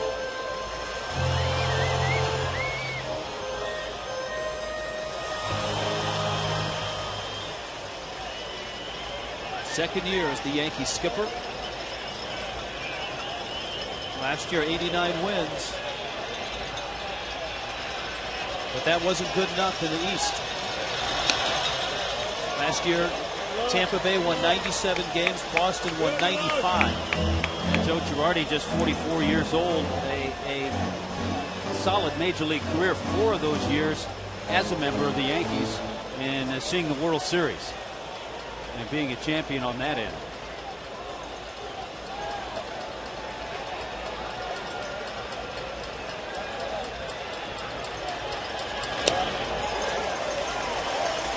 I'm not sure what he threw. That was a changeup? Yeah, I think he just didn't want to throw to him.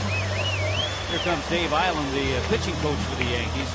But you get to the point, if you're going to do that, it's just to throw an intentional ball and get it over with. But it looked like he threw a changeup. So for A.J. Burnett, no walks in the game until he gets to the 6th inning. And Phil Hughes starts to get loose.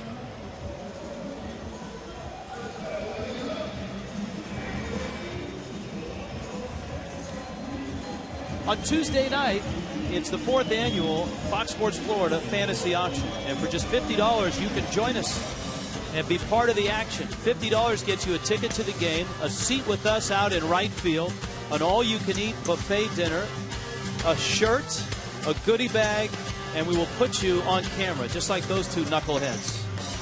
1-877-Marlins is the number to call, or you can buy tickets online at marlins.com/fantasy. And we hope to see you either out with us on Tuesday night or in your living room on Tuesday night.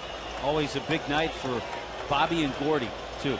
Yes, Bobby and Gordy in charge of decorating the set, which will be enhancements. A Tommy Bahama theme this year.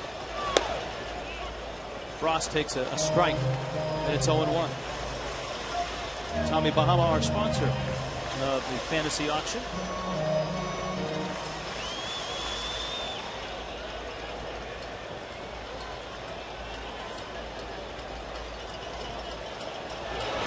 Breaking ball misses inside. It's 1 ball and 1 strike. A.J. Burnett was sailing along. A Dan Uggla home run, the only blemish on his night. Until he got here to the 6th. Walked Bonifacio, who was thrown out trying to steal. Walked Hanley. Cantu hit the liner that Damon misplayed into a double. And that scored Ramirez.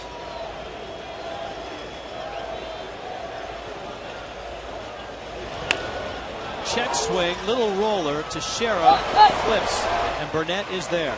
Marlins tack on a run. To the 7th we go. Josh Johnson comes back out, and now it's 2-0.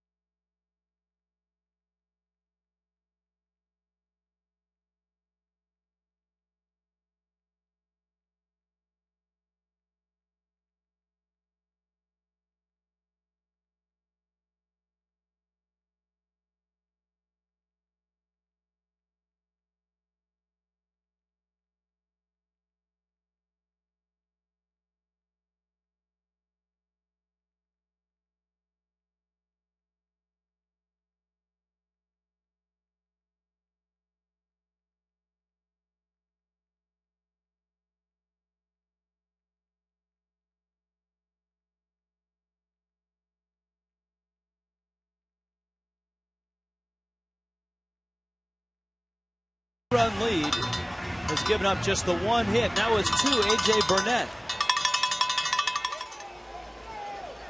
You see his line. 11 ground ball outs complement his 6 innings and 4 strikeouts. Yeah, Burnett had to throw 24 pitches that last inning. Johnny Damon, Mark Teixeira, Jorge Posada. So a tough spot in the Yankee order. Damon has walked and bounced out.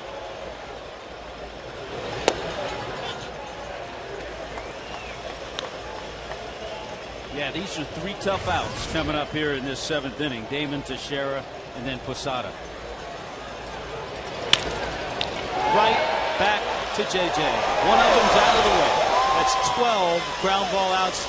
We check in with Craig. Guys, tomorrow is Father's Day, and here after the ball game, if you come to the game, you can actually have a catch with your father on the field here after the game. It's a pleasure to tell you my father, 88 years strong, is right over here. And we started watching when I was about 5 years old. How about you, Dad? Yeah, I watched shortly after that, but I was a Giant fan and lived in Brooklyn, so you can imagine the problems I went through. Well, Pee Wee Reese against Buddy Kerr, the shortstops. That was the big arguments there. But we having a whole our own. The Dodgers were nowhere, and the Giants were the big team in New York at that time, along with the Yankees, of course. We're talking late 20s then. Late 20s, the late 20s. That's it. Ebbets Field and the Polo Grounds. That's where the big places were. Why is baseball the ultimate father and son sport, do you think? Because we can get together much easily on a ball field out in the backyard and throw the ball around. And in fact, I taught Craig how to hit lefty because he was going to hit righty. I said, if you ever become a baseball player, you hit lefty, you got to step in it because I don't know how fast you're going to be when you get older. I got his speed too. Say hi, Spencer. Hi. It's my daughter, Spencer, guys. Father's Day is not like it for this sport. Wes Helms and his son we featured earlier in the week, and you get to enjoy it tomorrow right here at the ballpark, guys. Yeah, and it's a great day throughout Major League Baseball as we continue to raise money for prostate cancer research as well. A home run challenge. One home run tonight. Dan Uggla adding another 18,000, and Josh Johnson walks Mark Teixeira. Just the second walk for JJ. He walked Damon back in the first inning. I think we could all remember playing catch with our dads.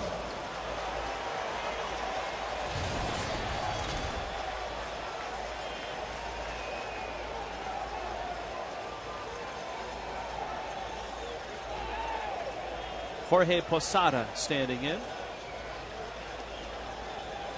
Your father played catch with you in Pasadena, right? Growing up, used to throw some batting practice to me at a little park that wasn't far from our house. And you went to the same high school as my father. That's amazing. Yeah. My dad grew up in Pasadena as well. Pitched at Pasadena City College and then at the University of California.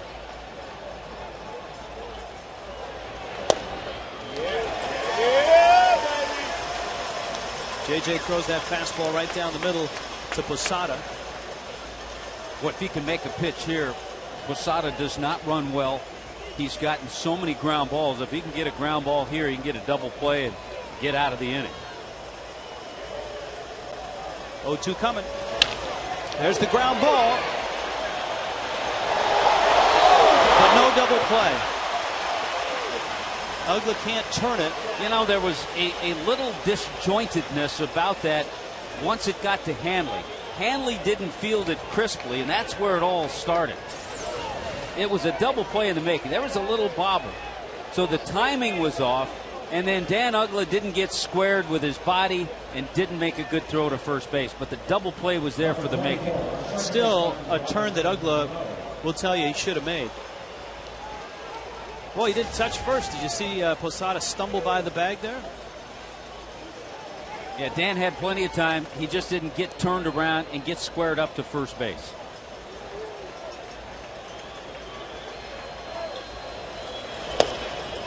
Right there. That's what I'm talking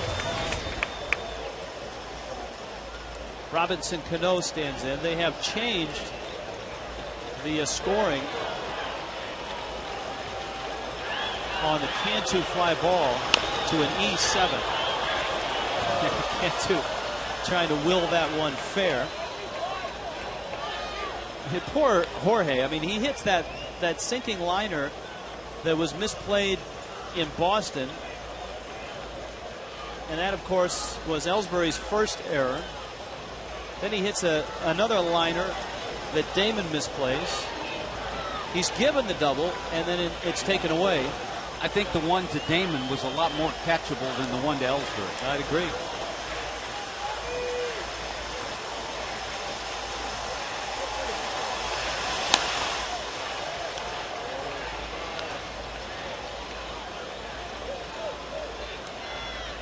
One and two to Robinson Cano. I remember JJ coming off that complete game, 119 pitches in Toronto last time out. Up the middle, into center field, the base hit. Posada is going to turn and head to third, and he'll get there. And so the Yankees have their second hit.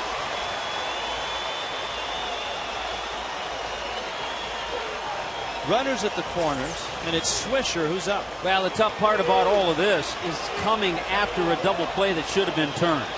And it's extending Josh Johnson, making him throw more pitches. Good base running by Jorge Posada to take that turn, get himself to third base.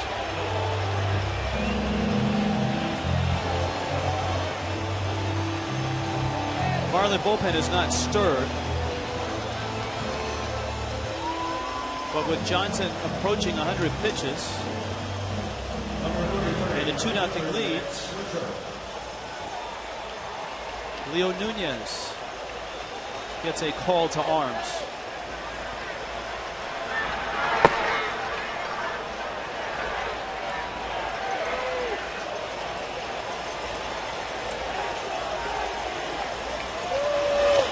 Switcher goes after a breaking ball. Baker smothers it.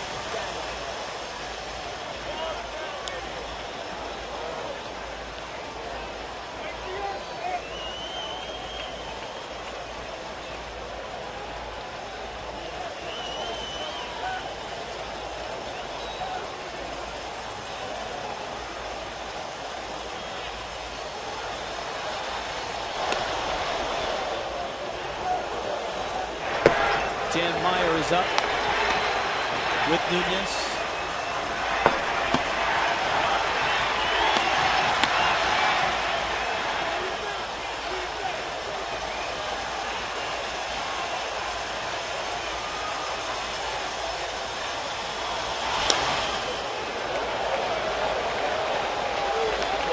One and one.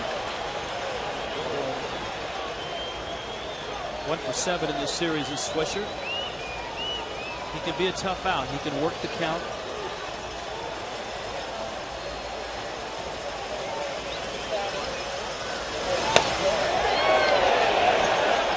No swing.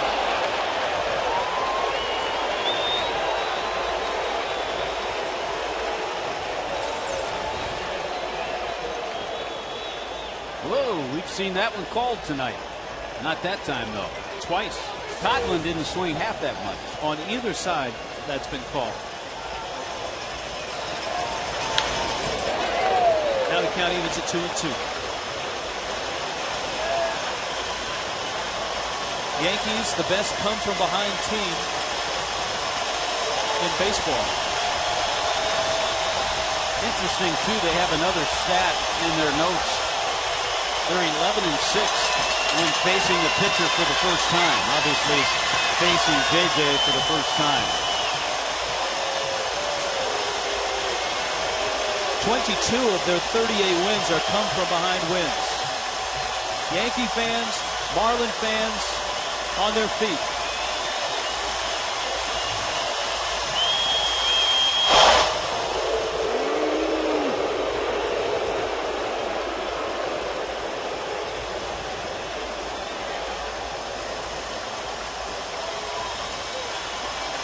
$46,427.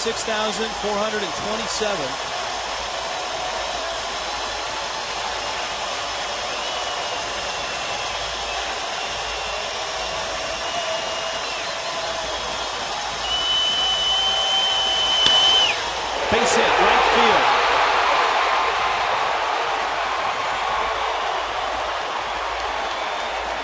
It's not an error, but the missed double play costs the Marlins dearly. Absolutely. You had plenty of time on that double play. Posada going up the line, and not a good throw by Daniel Uggla.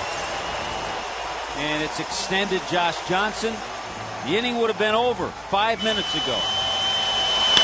But the base hit by Cano and this base hit by Swisher, and all of a sudden it's a one-run game again.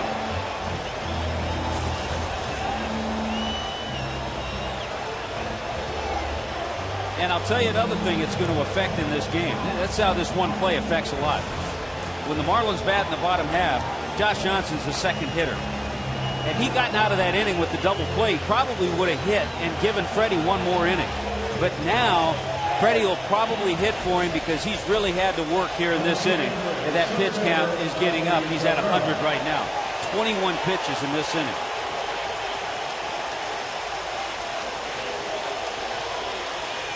Well, right now, Josh Johnson is just trying to get to the 8th inning. Trying to finish the 7th. A strike to Melky Cabrera. Obviously, this is not a walk-off situation, but here's a guy who's hit a whole bunch of walk-off home runs and hits this year already for the Yankees.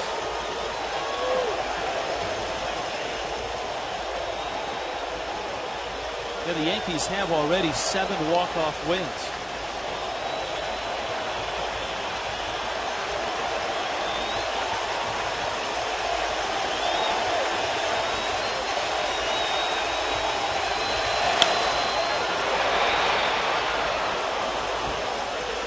Oh, and 2.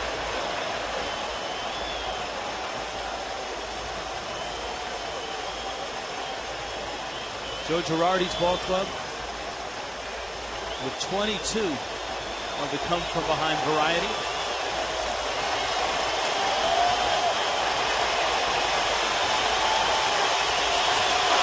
Got him. Fastball. 98 miles an hour.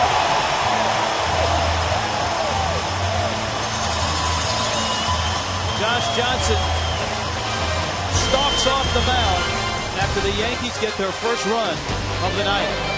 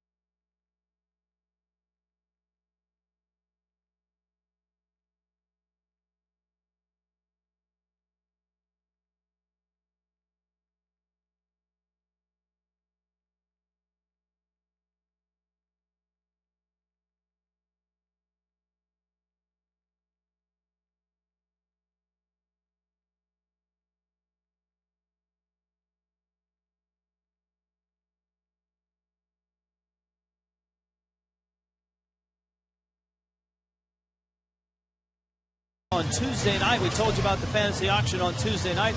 Well, you can come on out and join us on Tuesday, Wednesday, and Thursday. All three games at 7:10. 1-877 Marlins, the number to call. Well, you know what, Rich? It's a team game. Guys understand. Uggs feels bad. 12 extra pitches J.J. had to throw, and he is done, and Freddie will send a pinch hitter up there for him here in the bottom half. Baker, J.J. spot, and then Coughlin. A.J. Burnett is still in there, though he's approaching 100 pitches. He's at 96.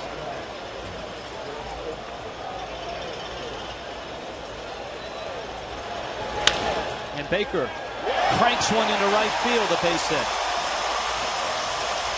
And your point, of course, is not only pitch count, but also score in game situation. If it's 2-0, you'd be probably inclined to send Johnson up there to bunt right now. Well, absolutely.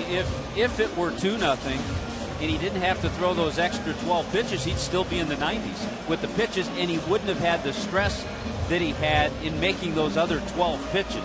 Gave up the base hit to Cano, and Swisher got the big base hit, and he really had to hump up to strike out Cabrera.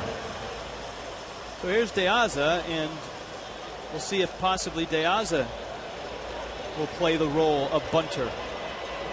Oh yeah, he will. He squares and drops down a gorgeous one. Burnett bobbles, and out at first is De Aza. Baker is now at second. Nicely done by Alejandro De Aza. You sit around and all of a sudden you're called on to put down a sac bunt in a tough situation. You know what? If he had run that out, he beats it out. Wasn't going hard in the bobble by A.J. He just barely got him. Joe Girardi wants the baseball from A.J. Burnett. Burnett pitched very well tonight, but the Marlins lead at 2-1. Here's Armaruti, call to the bullpen. When you need a car, truck or van, who you gonna call?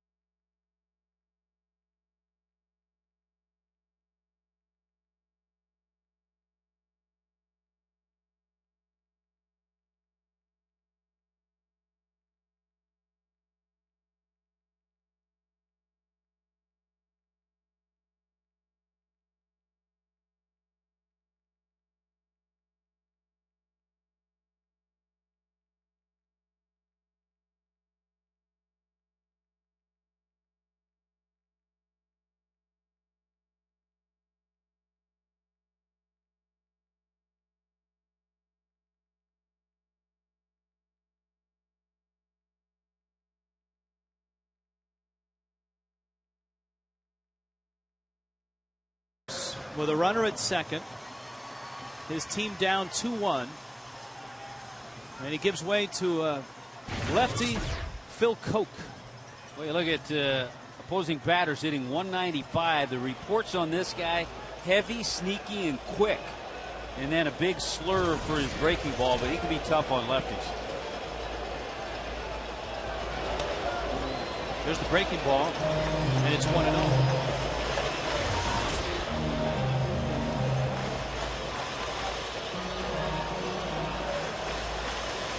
Coughlin 0 for 3. It's Baker who's at second.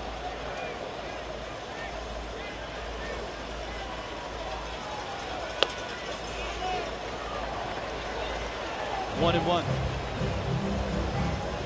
Tony Pena, the bench coach for Joe Girardi. It would be nice to pick that run back up and answer.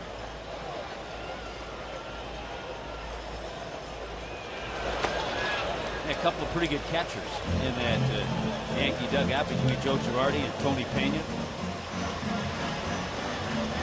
Phil Hughes.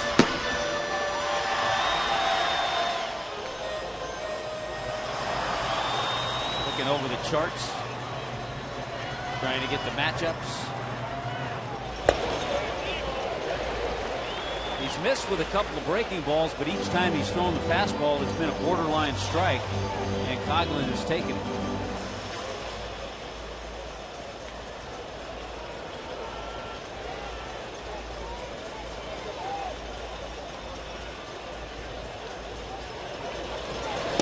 Oh, gorgeous pitch.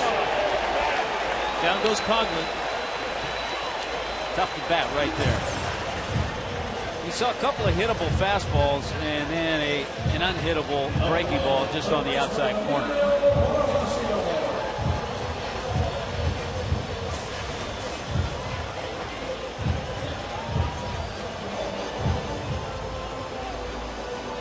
Dave Hyland is out there.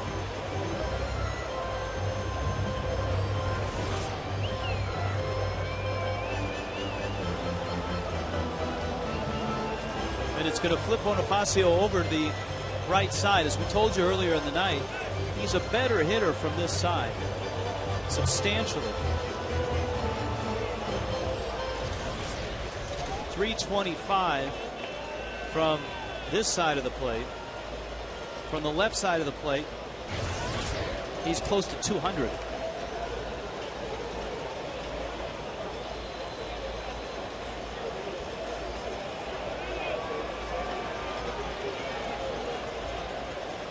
And he definitely will get something to hit because Hanley's on deck. Well, if it gets to Hanley, it won't be Phil Koch pitching to him. It'll be Phil Hughes.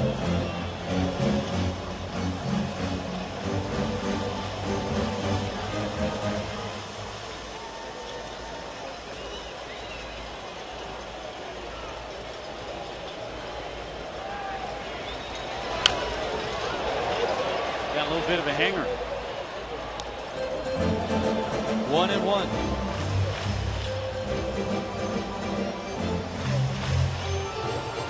Josh Johnson and A.J. Burnett both out of this game now. Burnett removed here in this inning, as was Johnson for a pinch hitter.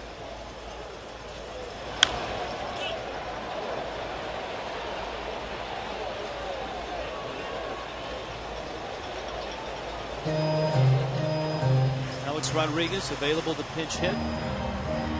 Marlins have a well-stocked bench as well.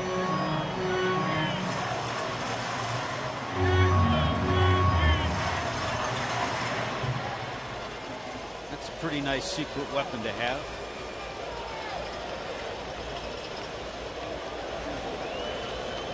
Not so secret is his world, is it?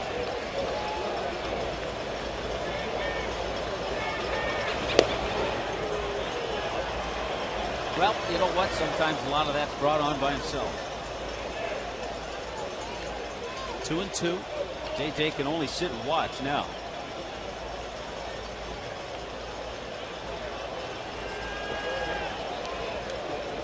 That's Baker, a leadoff single.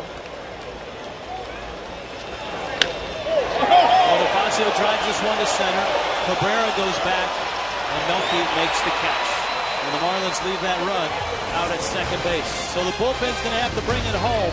It's a 2-1 game.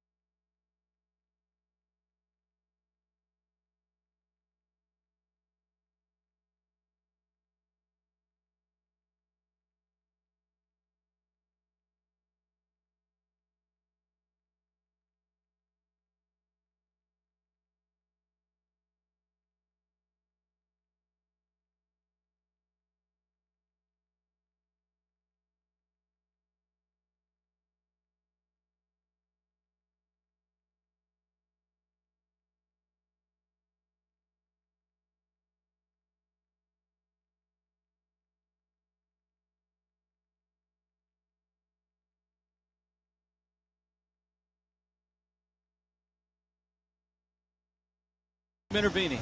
Well, that guys with John Johnson, a terrific effort here tonight. How you feel? 2-1 lead as you go to the 8th inning. Good. Got as deep as possible as I could, and threw a lot of pitches. But it's we're winning, so it's always good. Looks like you had great movement. You had him off balance. Your fastball, you happy with? Fastball, not really. One of the first times I wasn't really happy with my fastball today, but it was there when I needed it in the 7th inning, and then my slider was good, so it was kind of complimented that. You mean from a command standpoint or a velocity standpoint? Command. I don't care what my velocity is. If it's 90 or if it's 98, it doesn't matter. As long as I'm throwing in the zone. And early on, it was all over the place, but later on, it came back. Last strikeout with Cabrera. Yeah, I needed that. So. Thanks, Josh. Yeah. Right. Josh Johnson, guys, back to you. And Josh turns it over to the bullpen. First out, Leo Nunez. The 8th inning belongs to Leo. And he's going to have a couple of toughies to face. Hideki Matsui leading things off to pinch hit for Baroa. And on deck, looks like A-Rod's getting ready. Joe Girardi comes out. He may be asking about the changes that the Marlins have made with De Aza out in left. De Aza stays in the game in the number 9 spot. Nunez comes into Coughlin's spot, number 1 in the lineup.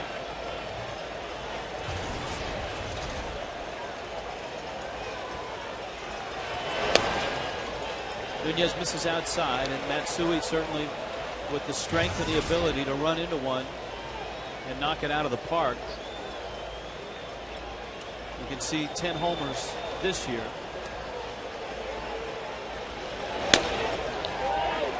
His left knee gave him so many problems last year. He had just 9. There's Alex on deck.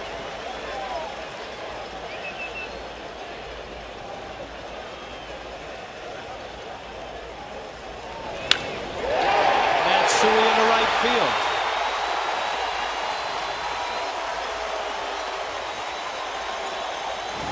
Time for the Stay in the Game hold of the day, brought to you by Just for Men Hair Color. All-time holds against the American League East. Buddy Groom atop that list. Just as middle relievers keep their team in the game, you too can stay in the game with Just for Men Hair Color, and the crowd on their feet.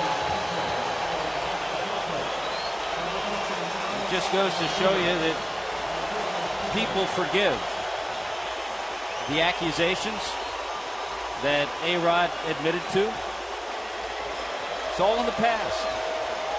By the way, he's 0 for 8 in his career as a pinch hitter, something he hasn't done a whole lot of.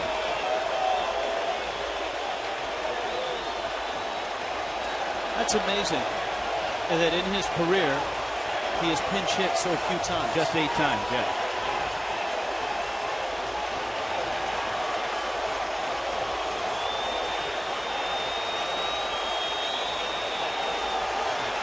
I was going to tongue-in-cheek ask you if you think he'll bunt. He had to be alive, that guy at first. Whoa! Pinch runner Brett Gardner has terrific speed. And Gardner just gets back. Gardner on the year leading the Yankees with 14 stolen bases. And that's been an issue with the Fish. They've given up more stolen bases than anybody in baseball.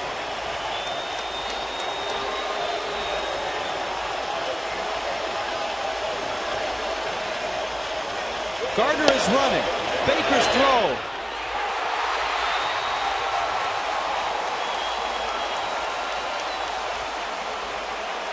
Most of the base stealers are running on the Marlins pitchers. Gardner was halfway to second base. High leg kick. Really didn't give Bake a chance, and a good play by Uggla to catch the ball and keep it from going into center field.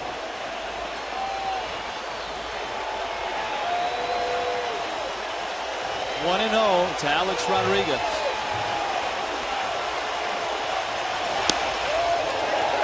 Overthrowing right now is Leo Nunez. And tongue-in-cheek, I'll tell you, Rich, the last sacrifice bunt for A-Rod was in 1999. So only 8 times a pinch hitter. The 9th time in his career. He gets a 2-0 from Nunez. And it's at the knees for a strike.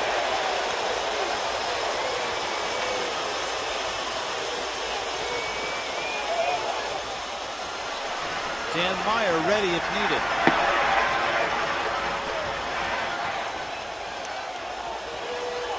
And he might be.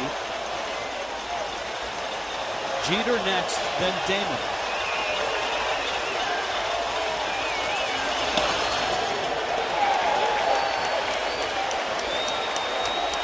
And he might be needed sooner if Nunez doesn't start throwing strikes.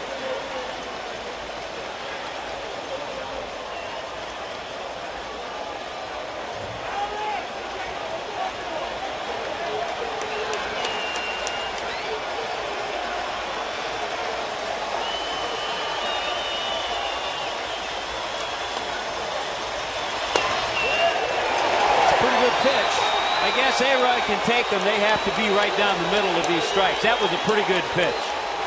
And so far tonight, Jeff Kellogg's had a pretty good night. Where's that? Belt high.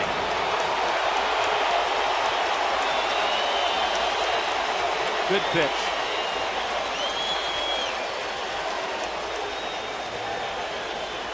Well, it's not high. He must have thought it was inside. Mark Wadley's out. Now the Yankees have runners at first and second. You've got Jeter up there who can do a lot of things at the plate.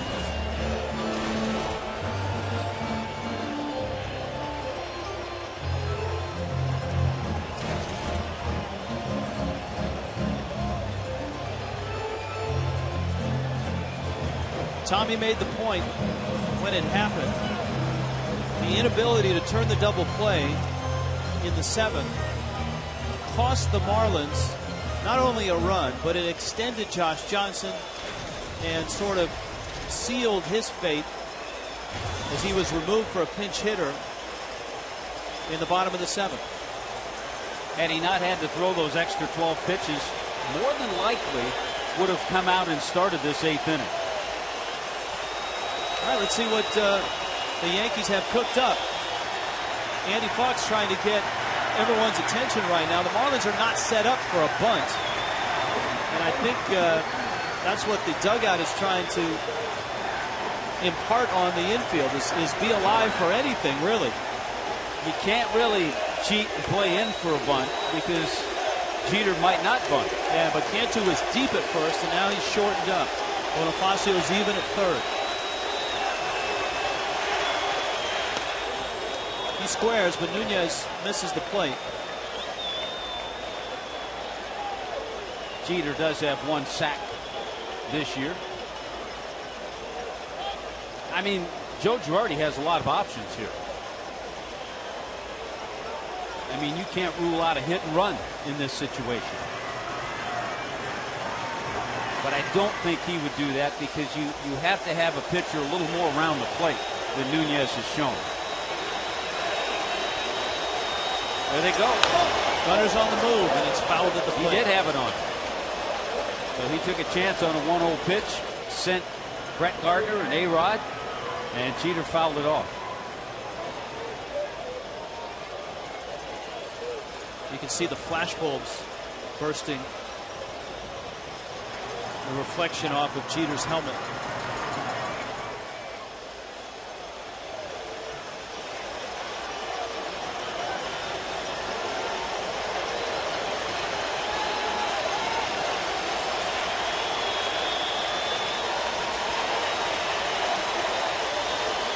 Let's see what 1-1 brings.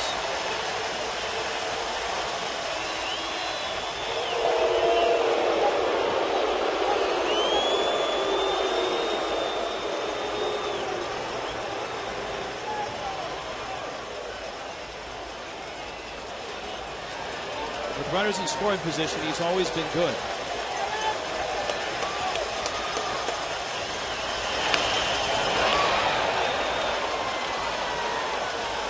One and two.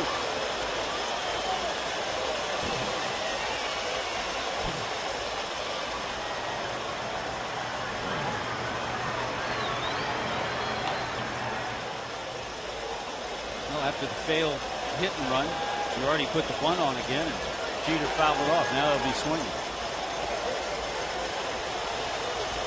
Great speed with Gardner. A-Rod's at first. He's not at 100%. This is where if you're John Baker and both runners take off, you think possibly of throwing to second, not to third.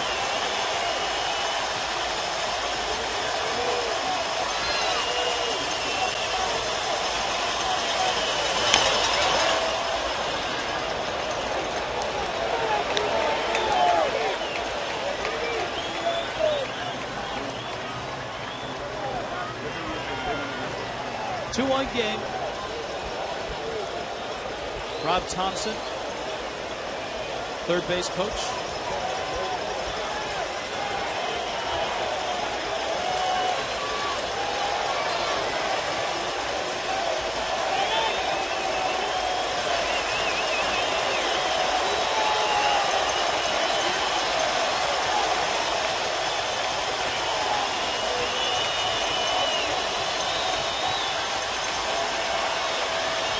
One-two. Ground ball up the middle. Ugla got one there. Got two there.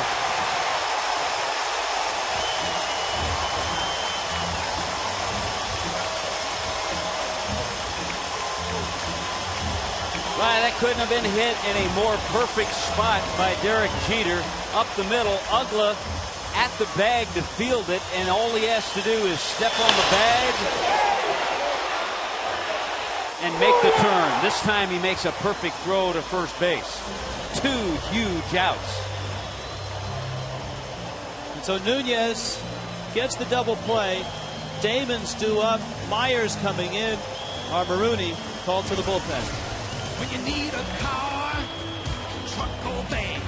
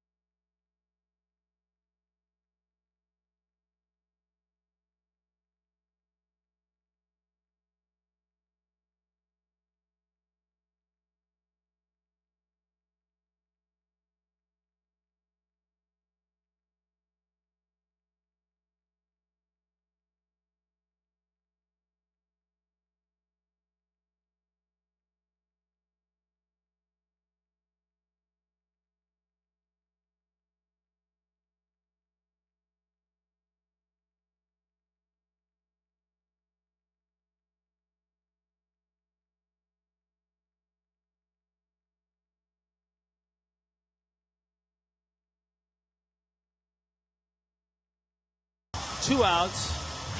Our Toyota trend. The Marlins are the only National League team with winning records at home and on the road in interleague play. Freddie Gonzalez pacing. You don't see this too often. While the Marlins made that pitching change, Alex Rodriguez hopped out of the dugout and was playing catch in front of the dugout. Yeah, he got in front of the dugout, wanted to get his arm loose after getting erased in that double play, because he's going to stay in the game and play defense.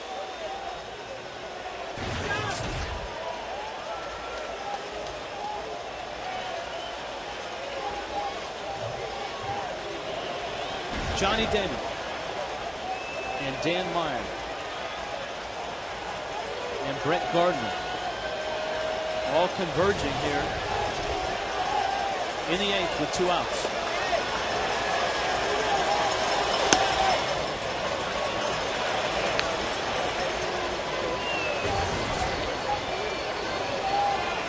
And if Meyer doesn't get Damon, if he were to walk him, he would face Teixeira, the switch hitter. No one's warming in the Marlins pen. Damon has been a guy in his career very consistent. Coming into this season, 284 against lefties, 291 against righties.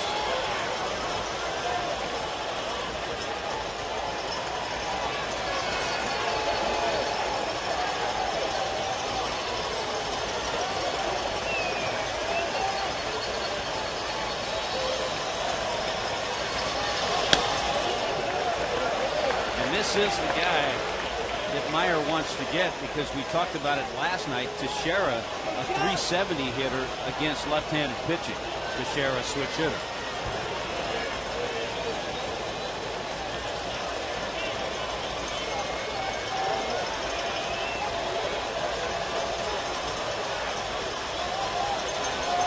Two-one. 2-2.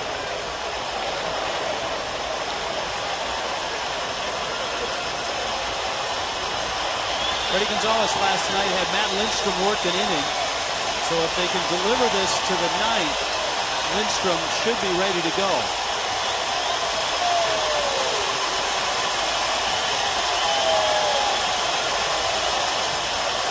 $46,427 on hand.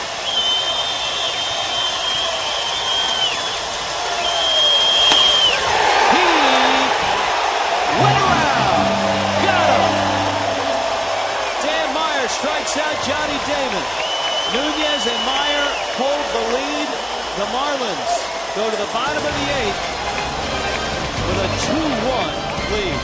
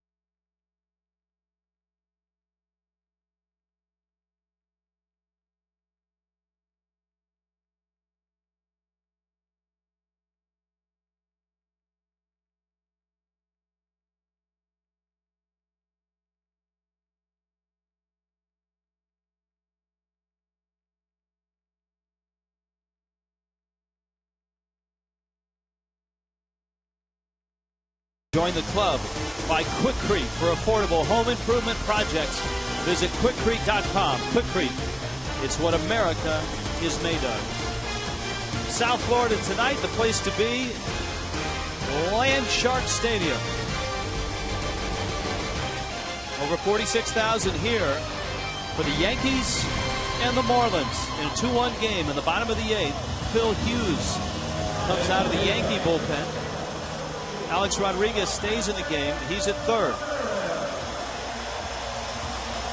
Well, get a look at the 22-year-old Phil Hughes. In a few days, he'll turn 23, but he's a guy that they're trying to figure out, starter or reliever. He has started 7 times this year.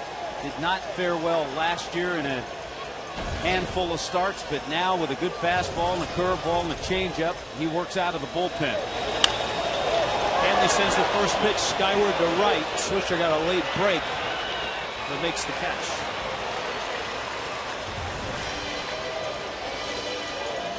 So 1 out. Cantu coming up. Lindstrom warming up.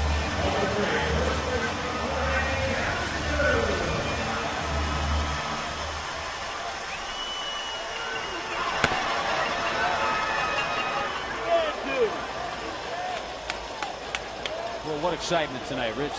This is the place to be. Now, Cantu did not get a hit on this, but it was a big moment. That breaking ball, the curveball hung inside. He adjusted to it. Damon could not make the adjustment and make the catch. And he was charged with the error. Hughes misses outside. So no RBI. But the difference in the game.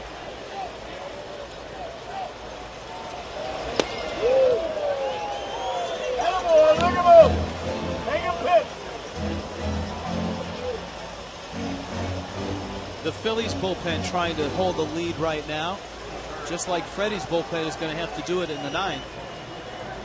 The Orioles have a run in the 9th. It's 5-4 Philadelphia. Tell you what, Josh Beckett must have pitched a nifty game in Boston tonight. The Red Sox beat the Braves 3-0.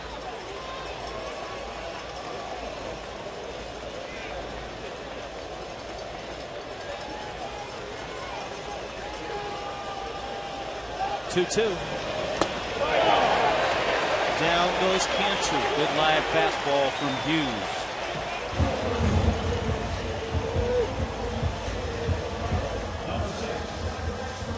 Our Prestige Audi moment of the night brought to you by Prestige Audi, just 2 minutes south of Aventura Mall, 1-866-7-MY-AUDI.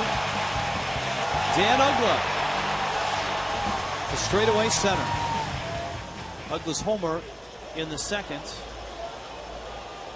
was the only earned run that A.J. Burnett gave up.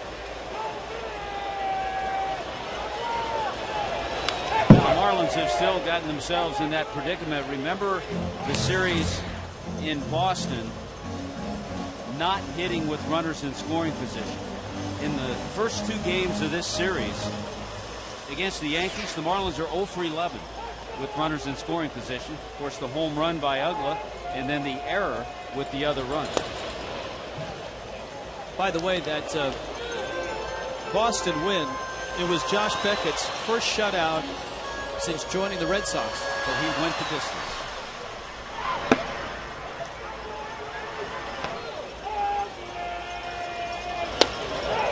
And of course, it was his shutout in Game 6 of the 2003 World Series that has been such a focus around these last 2 nights. It kind of connects these 2 teams, certainly. There's the celebratory Josh Beckett. He threw just 94 pitches. The game took 2 hours, 11 minutes.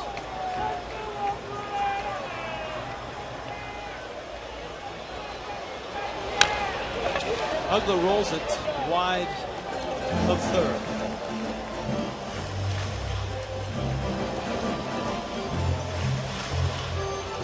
Yankees are hoping that Hughes is the guy that can lock down the 8th inning for them and deliver games to their Hall of Fame closer, Mariano Rivera.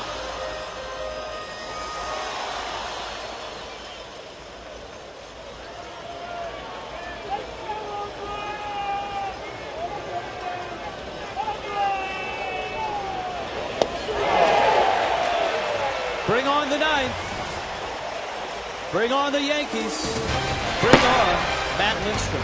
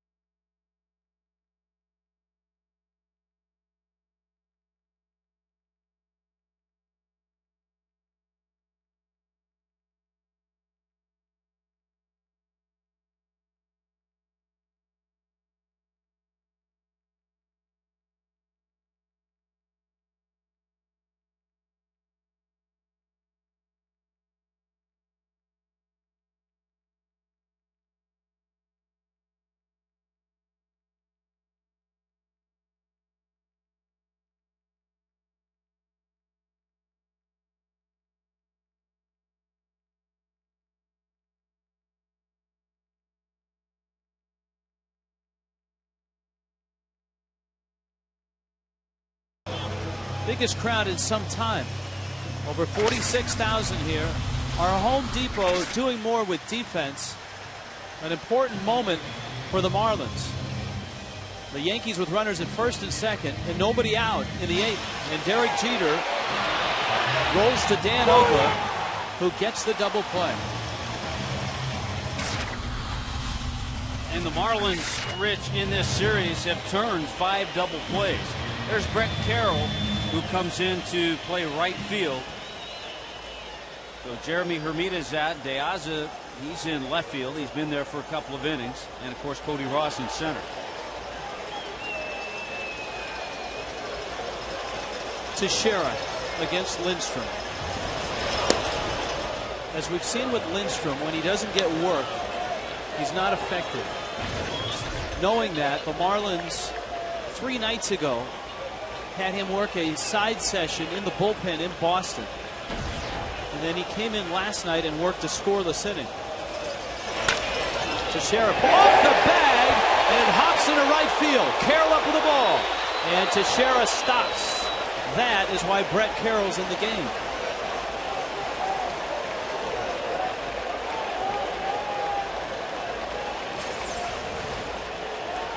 This is probably good news that it hit the bag. If it had gone over the bag, it wouldn't have slowed up and may have gotten into that right field corner because the ball was stunned.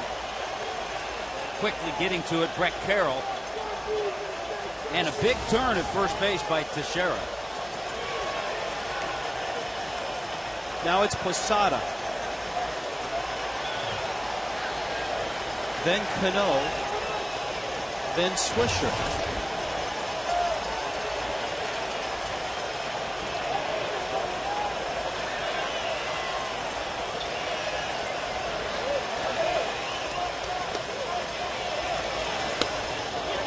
Strike 1. 0 for 3 is Posada. 2 for 7 in this series.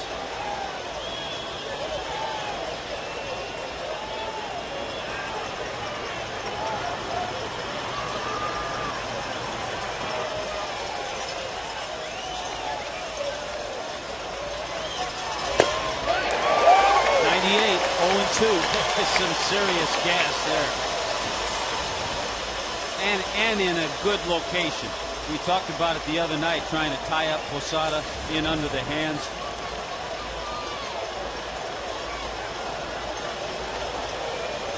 The Phillies bullpen has coughed up that lead. Baltimore leads 6-5 in the ninth. 0-2. In the air. Hanley sees it and makes the catch. So an out. Now it's Cano. Sometimes a moment like this, if Matt Lindstrom closes this game out, this could be a real turning point in his season. Because he's had some ups and downs.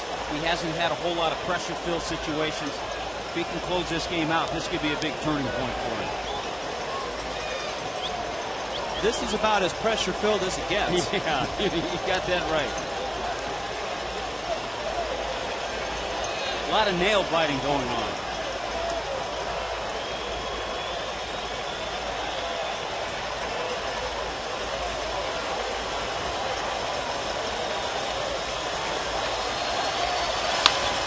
Ground ball. Might be two. Got one there. Got two there. Ball game.